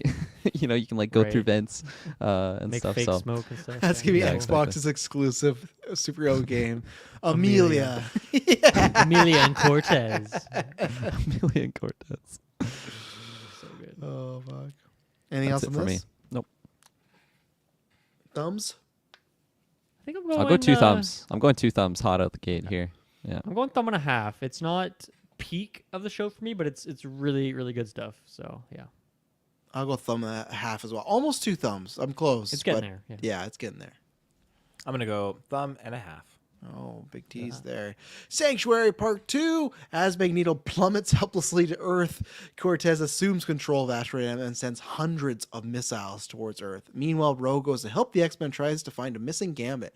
Magneto frees himself and returns in time to destroy both the missiles and Asteroid M. Everyone escapes before the asteroid is destroyed, and they all return home, Gambit included. Meanwhile, Cortez is rescued from a descending asteroid by Deathbird and Apocalypse. Deathbird. Okay. I was like, who is that exactly? Because she has a similar headpiece to Lalandra, right? They're very. Yeah, that's why I was confused. I'm like, are Lilandra and Apocalypse teaming up now all of a sudden? Have we Oh, seen it'd suck. Deathbird in the show at this point? I think she was one episode. I think she was like a goon or a fighter or something. Or that we got one of those quick flashes where they show like a bunch of characters. It was Oh, like okay. Deathbird, but yeah, that'd be a bad rebound. Xavier finds out you're broken up and she's with Apocalypse. That'd be a tough pill to swallow. Yeah, it's kind of a weird inclusion to have her in there. Like, why not just Apocalypse? Then you can introduce her later if that Yeah. is relevant. But yeah, I mean, another like I don't know. I think we kind of talked about it, but it's a very solid 2-piece episode. This is all very consistent for me. So yeah, do we want to just get right into it or? Yeah, sure. All the stakes were good. One I want to start off. This found very strange. So they get back, and obviously it's like the calm before the storm. Gambit's sacrifice / missing. They all assume Magneto's dead. You got them in some nice funeral gear. Wolverine got his Texas suit. Rogue looking great here. Her boots, Their hair up. Yeah, her boots are looking good. But yeah, the Good hair was up and it was like in a different style and everything. That was good. The only thing I wanted to call attention, which I found was odd, is Xavier's reading a little passage, pretty much do like a prayer circle, and everyone's staring, but they show Wolverine and he's like, like his eyes are closed. It's like he's taking this a lot harder than the rest of them. Very odd choice that his eyes were closed. He's like looking at the ground. Maybe he's just being respectful. But I found out of all the characters to be looking somewhat respectful, being Wolverine was odd. But hey, maybe the Phoenix Saga has just changed her, man. Maybe he's just, Yeah. one mutant all for one, right? So, but I liked their setup, and then obviously we get quite a few different looks in this episode. What do we think of some of these different suits for the X-Men? Or was that the next episode? Sorry. That's this No, episode. it's this one. Okay, I thank you. loved Wolverine's like night suit, whatever he Yeah. had. Oh my gosh, Stealth suit. I can't believe I like never seen this before, but man, what a cool like. It's not even like that intricate or like crazy designs. It's just like a kind of a changing of the Monochrome color version, scheme. kinda. But I loved it. I don't know what it was. It just like the night mode for Wolverine. Just I loved it so much. I really want to see that again. I Mm-hmm. don't have my high hopes that I will see it again, but You will. You'll see some Oh, perfect. variations, I think. Okay, yeah, sweet. yeah. So Yeah. there you go.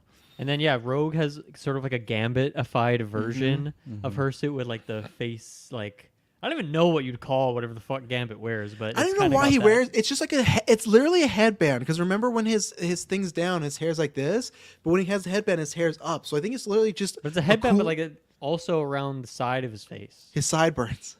For sure. No, because Rogue doesn't have sideburns, and Yeah, she that's also has true. that. So Yeah. no, I like her suit as well. Yeah, Beast's is maybe less like of a cool new suit, and it's more like functional. Like he needed a space suit kind of thing. But I mean, Yeah. yellow and blue is such an iconic color combo, of course, for the X-Men. So I like having that full version of Beast. That was fun. Xavier's kind of misses the mark. I think he tried to It's get a on bit weird. he tried to get on the team thing, and they all look like, yeah, all right, that works. Him and Lalandra next to each other though, wearing those like that, I feel like that would be a good duo because she's also kind of that similar palette, right? Of like whitey, Yeah. purple, black. That's what he wears when they marry, and he's like the king Okay. of the. No, I'm Yeah, joking. makes I'm sense. saying like when he's the king of Oh, the sorry, Shi'ar. like, you No. said that. I'm like, oh, that sounds legit. No, I'm saying like this would be the outfit that like I think maybe they could have been married at some point, but when he's like the king of the Shi'ar Empire, this is what he should be wearing on the regular mission. It's like he saw Rogue do Gambits. He's like, yeah, I'll wear Alondra's stuff, and it didn't have the same impact. yeah. When I saw that, I was like, I was like big thumb down right here. Yeah. I don't know what it was. Like he was going for like a cyborg type look thing, and it probably helps Cerebro type style, just amplify his powers, or maybe more like directional with it. But it seemed so unnecessary for me too, because it doesn't really like leave like into like it's not like he needs it to like survive in space. Yes, right. I don't know. It was just bizarre to me, and I'm not a fan. Intimidation tactic. Yeah. Oh, you I did wanted to go back. Oh, yeah. You didn't say anything on the suits, Taylor.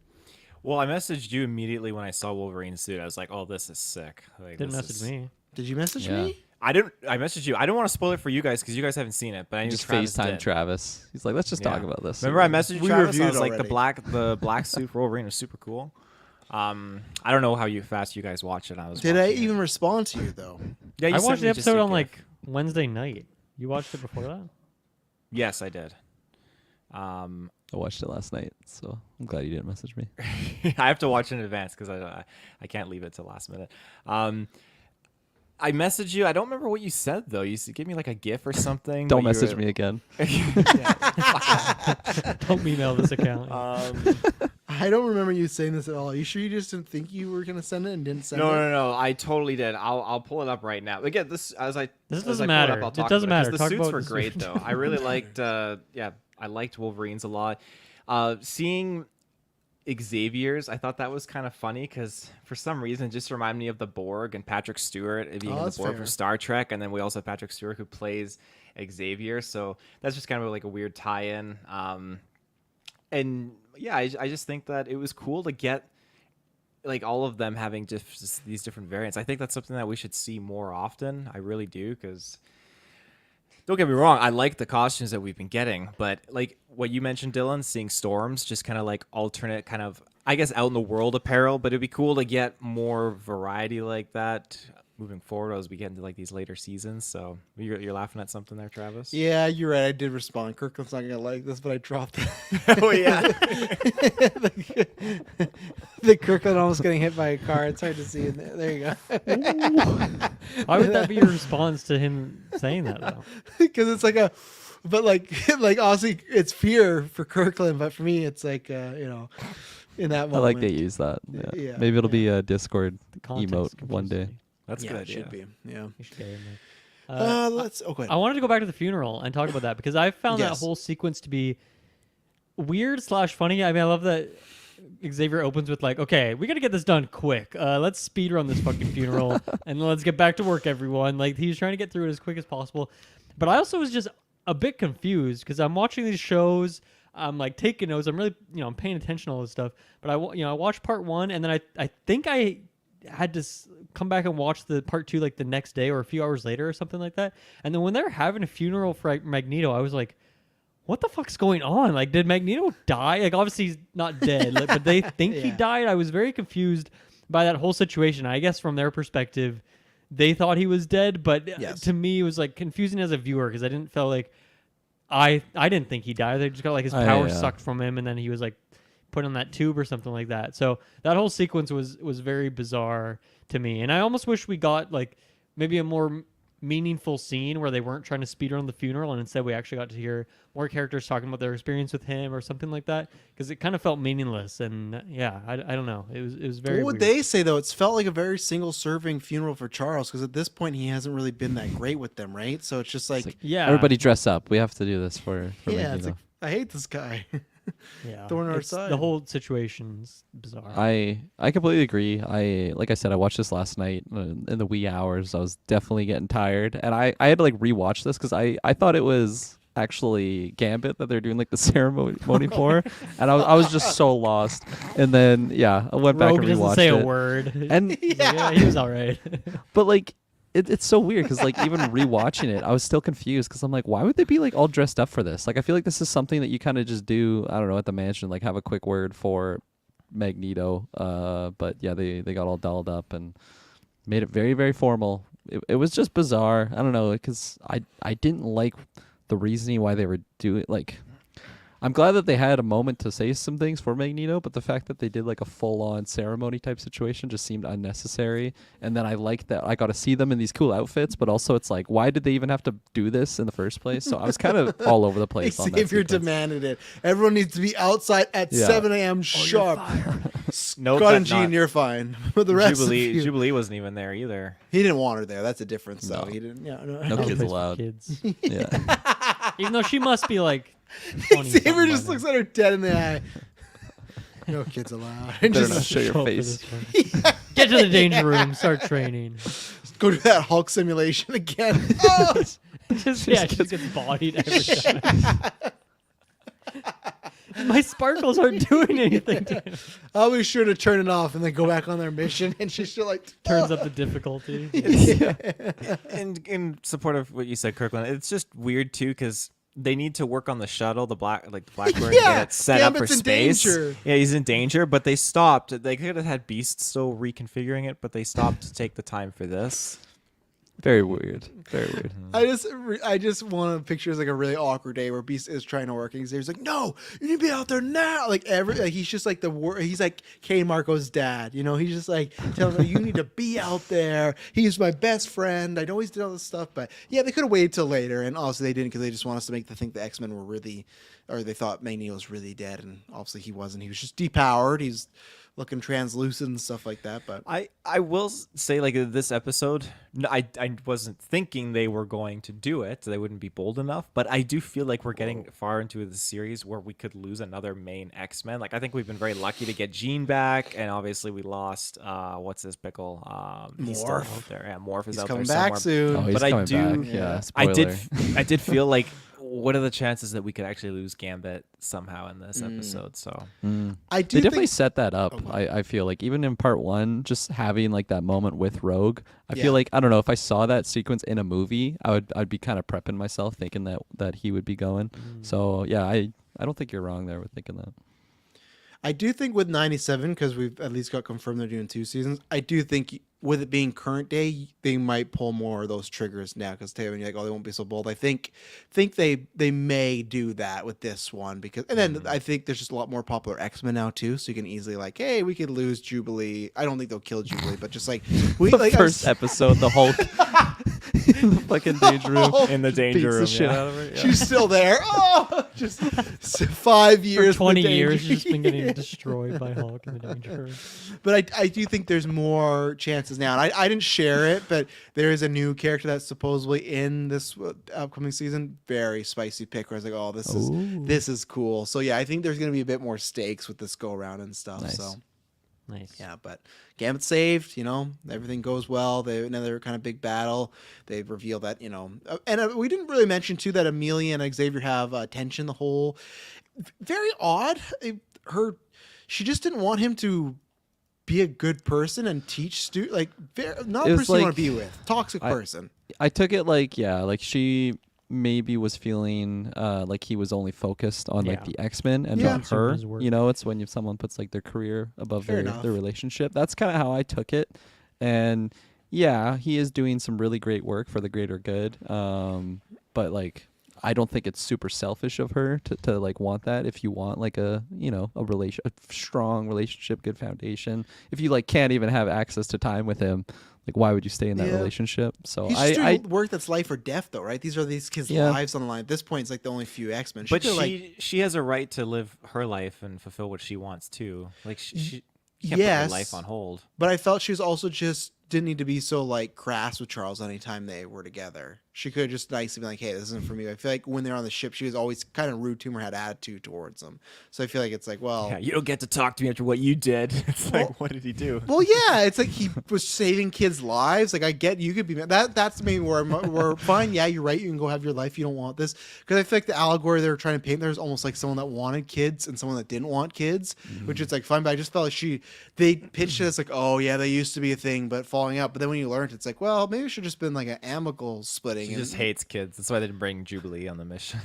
Yeah, she'll kill you if she sees you. She'll like go translucent through your body. Which her going very odd moment when she gets Gambit.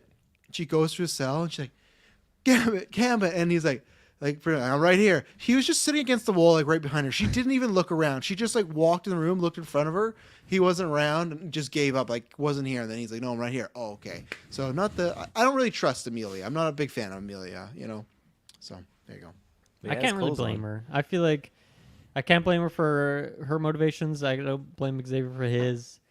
Just yeah, they were not right for each other. But yeah, she is maybe a bit more toxic than she needs to be, perhaps. But I don't know. Do We you don't know blame the her full for not story. finding Gambit? Like she just could have turned once and found him. I'd have to watch the scene again Okay. to confirm or deny. I was just befuddled because I was like, "Yeah, where is he? This is his cell." And then he just walks up. He's like, "I'm here, mon ami." And it's like, "Where the fuck was he?" And then he just goes lay on his bed. Yeah, I'm something telling must have ya. happened on that bed. Nothing happened on the bed.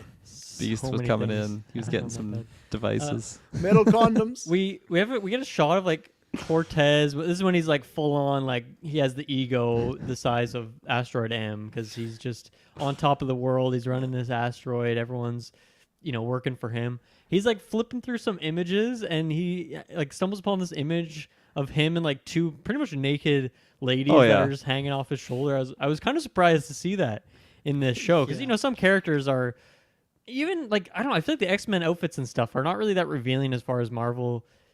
Sometimes these classic suits are just like Yeah. girls with their tits out and all that stuff. Oh, But yeah. I was kind of surprised to see that in this show. It was quick and all of that, but I was surprised.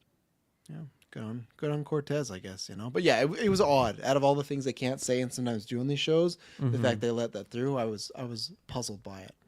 I talked about Cortez. I mean, for the last part, I actually really liked his just inclusion of it, and for this second part, my love for him, maybe not love, my enjoyment of him definitely went down. I think just because the same motivation that he had in part one, I think just kind of fell apart in this one. Like, yeah, it just, especially like that sequence, it just seems like he's just super like ego heavy. Like he just wants to be the guy in charge and like seeing himself with these like beautiful women. He's just like, oh, I'm awesome. Like I'm just, it's almost like a bully type archetype that they kind of had for him in this part. I thought it was a little bit different in the first one. Maybe just because he didn't have all that power, and now absolute power corrupts absolutely. He's hitting the clubs with the Mr. Windflowers. Yeah, Oh, those guys yeah. are best Beast. buds, I'm sure.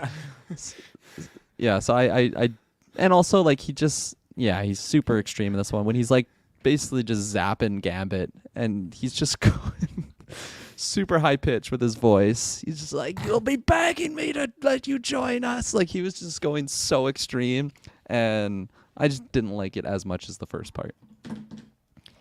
Yeah, I think I kind of was overselling how consistent I thought these 2 episodes were, because I feel like this episode is a little bit weaker than that part 1, though it's still pretty decent, still a fun journey. But I don't think I have much else on this one. Eugene Tobart Winterspan, just so everyone yeah, knows. that's the Put some one. respect on his name. Let me take a look, but I think I am pretty much When done as well. when they're like doing the mission, Beast flies in. He's got his like golden suit, and he has this like, it's like a gun, but it's like his rocket to like fly around like in space. Just a cool little device. I'd never seen one of those before. Did you think it in was a any gun at medium. first? Like before he did that? He's just going to go Like, in there yeah, and start I did. assassinating mutants? Well, no, because he's going in there to like deactivate all the warheads essentially, and then he's like, 1 down, 249 left to go, and all he does is like open the access hatch and just rip the cords out. So he did that supposedly like 250 times, which I just thought was funny.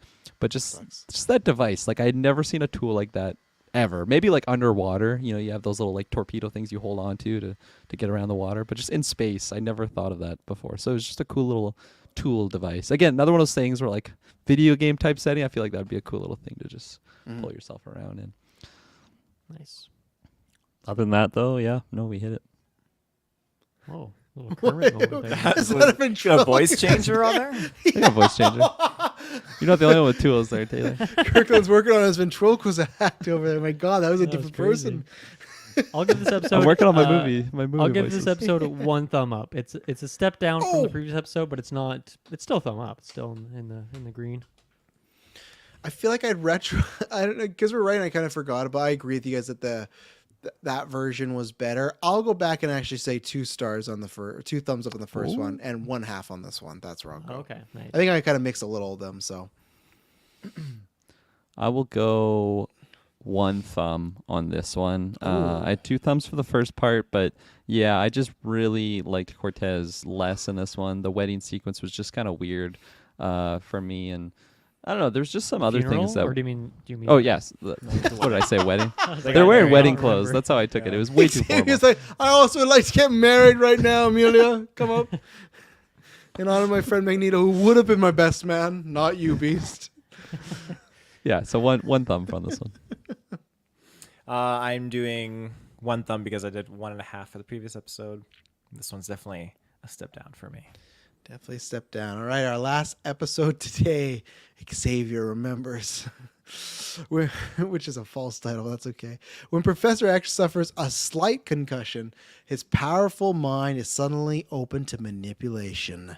The Shadow King takes advantage of this and possesses Xavier, leaving his mind trapped on the astral plane. And I'm going to start with the man with the astral plane. Taylor Field, what did you feel about this episode? Shadow King back. We were talking about earlier. Last time we saw him, he was taking control of Storm's son. All we had been told is that... Oh, sorry. I was looking at the banners and I saw this stupid Kyle Smith Rape Master. Let me get out of the banners. But all we've been told is that him and Xavier had battles in the past. So what did you feel about this? Because we're getting the full kind of Monty here. I really, really enjoyed this episode. I liked how this was someone that rivaled Xavier in terms of this mental capabilities. And when you learn that he was trapped in the astral plane, and just how the way they animated too, and everything that they portrayed, I really like, because I was just associating it with Doctor Strange, and it was just a good time. I really appreciated it. The origins of this Shadow King. Shadow King, thank you. Fucking Raid Master popped back in my head. The origins of the Raid Master. I gotta see a poster of Kyle. Origins of the Rape Master, and he's holding numbers. But yeah, this character running his own kind of gang of like mutant kids and just kind of like pickpocketing and everything like that. Interesting concept. But I really just got a kick out of how, and this is also something that they used before, I feel like, where Xavier's mind or his like evil version of himself was creating these manifestations that were torturing them. Because this is a repeat, I'm pretty sure, in that sense, where it's not him, it's basically the Shadow King taking advantage, like it's over his body and then using his power and creating these manifestations. But I got a kick out of it because it's just I shouldn't. It's people's fears, but like Wolverine sees Sabretooth and just is like, "Let's fucking go!" and just goes at him, and then like What's all of a sudden, going on? Storm's just immediately in a box and is just like screaming really hard, and Jubilee's. That was predictable because I just thought, yeah, she's just gonna be grabbed by this fucking thing, and I can't remember what Scott and Jean's were. What Mr. was Sinister, Scott's? right? Oh, he was. Oh, Yeah, was Mr. Sinister was Sinister? holding Yeah. him, yeah. He was holding Jean. Yeah, so I really like that, and I thought that was all really going on until it jumped to, oh no, that was clearly just a dream, and none of the X-Men acted like that. Wait, you thought happened. the entire mansion was being attacked by sinister Oh yeah, I mean Sentinels? Juggernaut just waltzes in there, so I mean maybe they all teamed up. I will also say too, with Xavier being like shredded out further and further, I had no idea that this was the Shadow King. It sounded exactly like Apocalypse, and I was like, okay, Apocalypse is like luring him out to like really fuck I wonder if with that's him. the same voice actor that does those. It has to be. Could be. I just felt like a good mood take. It has to be. Could be. I love the Shadow King. As I always say, if you like Shadow King, go watch Legion. That's a big part of that. Obviously, that's Xavier's son. He has a lot to do with that. I love. It was somebody when I was younger was always like that's fine, but I love that he is this like equivalent to Xavier, but he's just this like leech and parasite that just haunts Xavier all the time. Especially in the comics, Legion happens a lot where it just right when you think he's gone, he's back and he's doing something else. And I think that's the best thing. He's so dangerous because you look at Charles, he just gets a slight head injury and that opens him up for this thing, right? You can't combat against that. You can't like, unless he's going to wear a helmet all the time. It's like Shadow King can just find his way in. So that's where he's such a good threat that way. And I love near the back half, which we'll talk about, the imagery of him, Jean, and the Shadow King. And what I really like for Jean is I feel like the first few seasons, you know, she was just around as like a guidance, a flight attendant, the pilot, not flight attendant.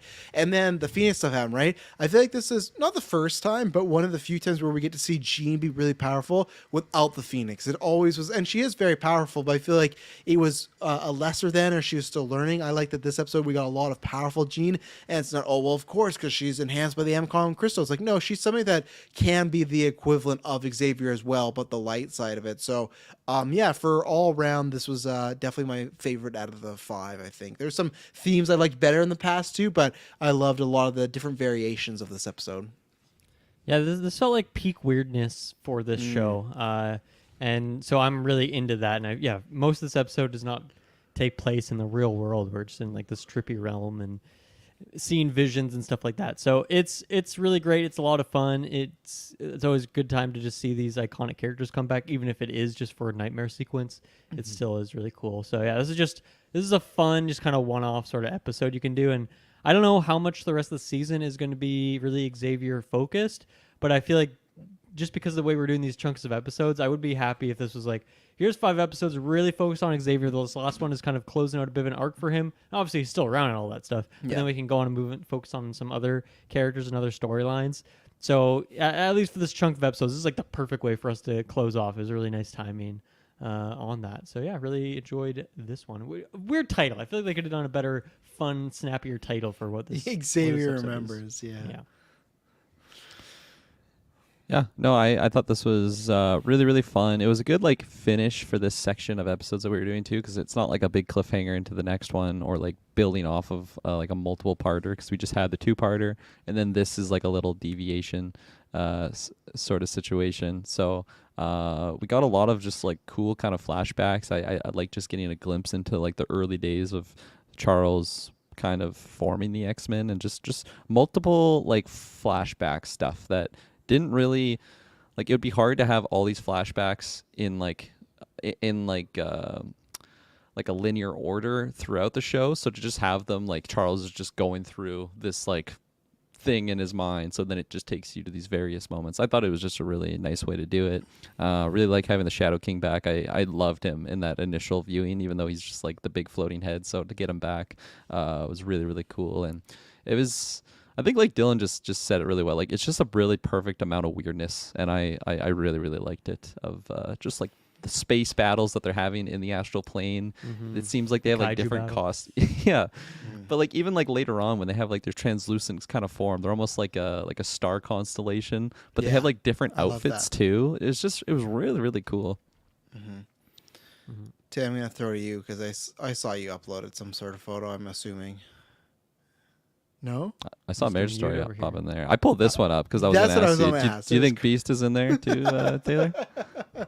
You think he's in the back with his arms up? Oh What was that? no, I don't like this. I don't Taylor's like that muted, one so bit. he's laughing at anything. I had Marriage Story because they once they find out the threat of Shadow King, they're explaining this to the X-Men, and Xavier's explaining, oh, it's in your mind, and he's doing this, and he can't do anything. And Scott just freaks out, and he literally does Adam Driver. He's like, we can't even see him, and then he goes and punches the wall. I felt like for the beat, like Scott just needed to calm the fuck down. Xavier was just giving information. He's like, we can't even see him. It's because he is so pissed he couldn't do anything. He's the leader of the X-Men, and you're powerless in this situation. So it's just so funny. Like the yelling was fine, but when he punched the wall, I was like, dude, like just chill. Like we got your fucking wife's a telepath. Like let's like take a moment here and figure this out. So there's fun moments, but yeah, that's what I also like too, where we talk about the team with different. In some situations, some people are so strong and some they're so weak. Other than Jean and Scott, the rest of these people can't really help out much, right? They're just like pawns for Shadow King to mess with. Where if you have Xavier in like a physical battle or even Jean, they're not fighters. They can't do that, right? So I think it's good to have an episode like this where exactly what Kirkland said. I love all the constellation stuff. I love when they're like, oh, we fought before. And yeah, they're just two like big beasts. They're looking like Gamorrean guards fighting. So, and that's usually what happens with Shadow King. It's not just like him, the scary guy versus Xavier. It's kind of just creating things in your mind to throw at each other. So yeah, some good laughs in there. But I enjoy that aspect of the rest of X-Men. You can't really do much here. You know, it's kind of up to us and just look alive. Mm-hmm. Yeah, I don't know if I have much more to break down on that, but I just love that concept and I love what they were able to do visually with it, and such a cool idea. And yeah, they like see what Jean is up to post Phoenix stuff. I think it's cool to like, okay, this is a task that only she can truly get to the bottom of. So all that stuff is really fun. You get like that lightsaber duel at one point too. Yeah. Yeah. The Yeah. Really sound cool. effect and everything. Pulled up this image here because we got like a little flashback of. So these are like just the old school style suits for sure. Yeah. And like, is that Beast? Yeah, that's Beast. Right here? Yeah, because he doesn't Look have at the that, hair right away. Yeah. I love that. And if So you yeah, look we at have Wolverine, yeah, he has the old. That's when he fought the Hulk, like his first look. really really sweet. And then this is Iceman, right? And I didn't Yeah. realize at first, but he's got boots on. Nice like the only boots. part- Big boots. I like Big his boots. boots. Yeah, big Yeah. boots there. Yeah. He's got good boots there, but Angel's in there. I really, really like Rogue and Gambit suits too. They just seem so different than everyone Wait, else. Is that Jubilee in That this is song? Jubilee. That's what doesn't fit at all because we Yeah, saw her isn't get the recruited. origin of her like we see the origin of her and that makes no sense. What I like though, he That's a pictures- retcon right there. No, I guess it's a memory thing, so it could be like a Yeah. false memory. I guess. Right. But the way I take it is like they're all in their X-Men uniforms, and Jubilee's not good enough to have a uniform in Charles' mind. Like these are all protein. There's Jubilee in like I mean, casual Iceman. clothes. Barely got some fucking boots on. He's got so boots, he's- and then I feel like Xavier thinks of Storm. Like I'm sure that's Very sexualized. Very, like, I'm sure this is maybe the first time he met her, but clearly Charles has some things for Storm because she is in that scantily clad, like her thighs are out, her side abs are out, and just like, so, and what is this hat Charles is wearing too? Very odd choice, but yeah, we did talk about this a couple episodes ago, but it's always strange, like without the headpiece, also seeing Gambit without the jacket too. Like it's just this right. Yeah. pink, huge chest I love plate. it though. I Yeah. just really like that variation. He just seems really agile. Yeah, I don't know. that's Like fair. if I had that unlock in like Ultimate Alliance, I feel like I would rock that one. I just agree. really like it. So no morph in there. No, he No didn't think about Morph either. Yeah. Not even Morph. maybe he's taking the form of Jubilee, so he is in there, but Jubilee's not. That's a double. I really like the line that I think it's Wolverine who's like, we got to give him a Shadow King ectomy. Like just Yeah. the Oh. classic, like just the gross imagery is that word. It's classic Wolverine quote. They need like a what is it called at work with the person that watches like sexual harassment and stuff. HR, they need an HR at the X-Men. Pull Logan aside, like, yeah, I can't. Maybe in '97 they'll Yeah, introduce that's him. what Morph is now. He's not an X-Men. He's just HR. Everyone He fucking should not hates him. be. That would be HR. sick. actually. Or Jubilee. Why That not, could be a good Taylor? Jubilee role. Yeah. HR. Yeah. Why can't Morph be HR? What if that's what he wants to do, Taylor? Man, a head of HR just fucking around with all the X-Men like he did. Like, I don't know, turn into Rogue and luring on Gambit. And all He was that kind of stuff. possessed, okay? You know. Yeah, I would actually, if you give Morph that role, I could see him like faking to be someone else to like try to get them to hit on him, and then he would file a complaint and be like, "That's against company policy. You're getting kicked out of the mansion." And they There's- would join Asteroid M. It would be a whole shit show. Before today, because Taylor created the meme, I would easily say it has to be Beast. But now I worry he'd like, oh, we need a group session to get down to this issue. Sit down in my chair. Tell me your problems. Yeah, I'd be like, okay, know what you need to do? You just need to fuck. And it's just like Scott and Wolverine in the like. It's like, now Never mind, commence. Sheen. Yeah, commence, yeah. I would watch your technique. Yeah. I think that's everything for me on this episode. Ridiculous. Me too, yeah. It's a great episode. It's just like, yeah, it's very straightforward, but it's It just speaks good for itself, visuals. kinda. Yeah, exactly. Great. Yeah, like trippy stuff. I really liked all of just like the random pop-ups. Like we already listed a bunch, but like the giant shark robot type thing that I think it's Storm. She interacts with like in her dream sequence. It was just a really really cool design of like a giant mech type creature thing. So I don't know. I kind of want to see more of those types of designs. I'm not saying that specific one, but just the big menacing Sentinel scale like villains. I like seeing the X-Men having a team up to take those out. So who knows? Maybe in next season, maybe in '97, maybe the rest of this season. We'll see. Maybe. We'll see. Yeah. Taylor, anything else? I got nothing. I'm a double thumber. I think I might be there with. I'll do it. I'm gonna drop a double thumb. The double birds. Double. We'll do thumb and a half for me. Wow, coward. Count the Ooh, doubles two there. Rex. That's There the you go. sound of two Two thumbs Rex. rising high into the sky. Oh, Two there thumbs. we go. Two thumbs right up. Where are you gonna put those two thumbs, Gambit? He's like a Chinese finger trap, and the piece is ready to go. Yeah, we've done it. We've reviewed the first 5 episodes of season 4. Sometimes I like to do this, sometimes I don't, but I have to because the next episode, very first episode, we're going to start off the return of Morph. Finally, Oh, you know, yes. he's been gone since season 2. Glory for Morph. Gone since season 3, and he's just been rehabbing since Sinister. But yes, we get to talk about Morph being back. So See if Wolverine starts laughing. He's the only one that Yeah. can make him laugh, right? I'm gonna make him laugh. So we'll be laughing. Who knows? But you can tune in and find out the next time, and it won't be boring. See ya.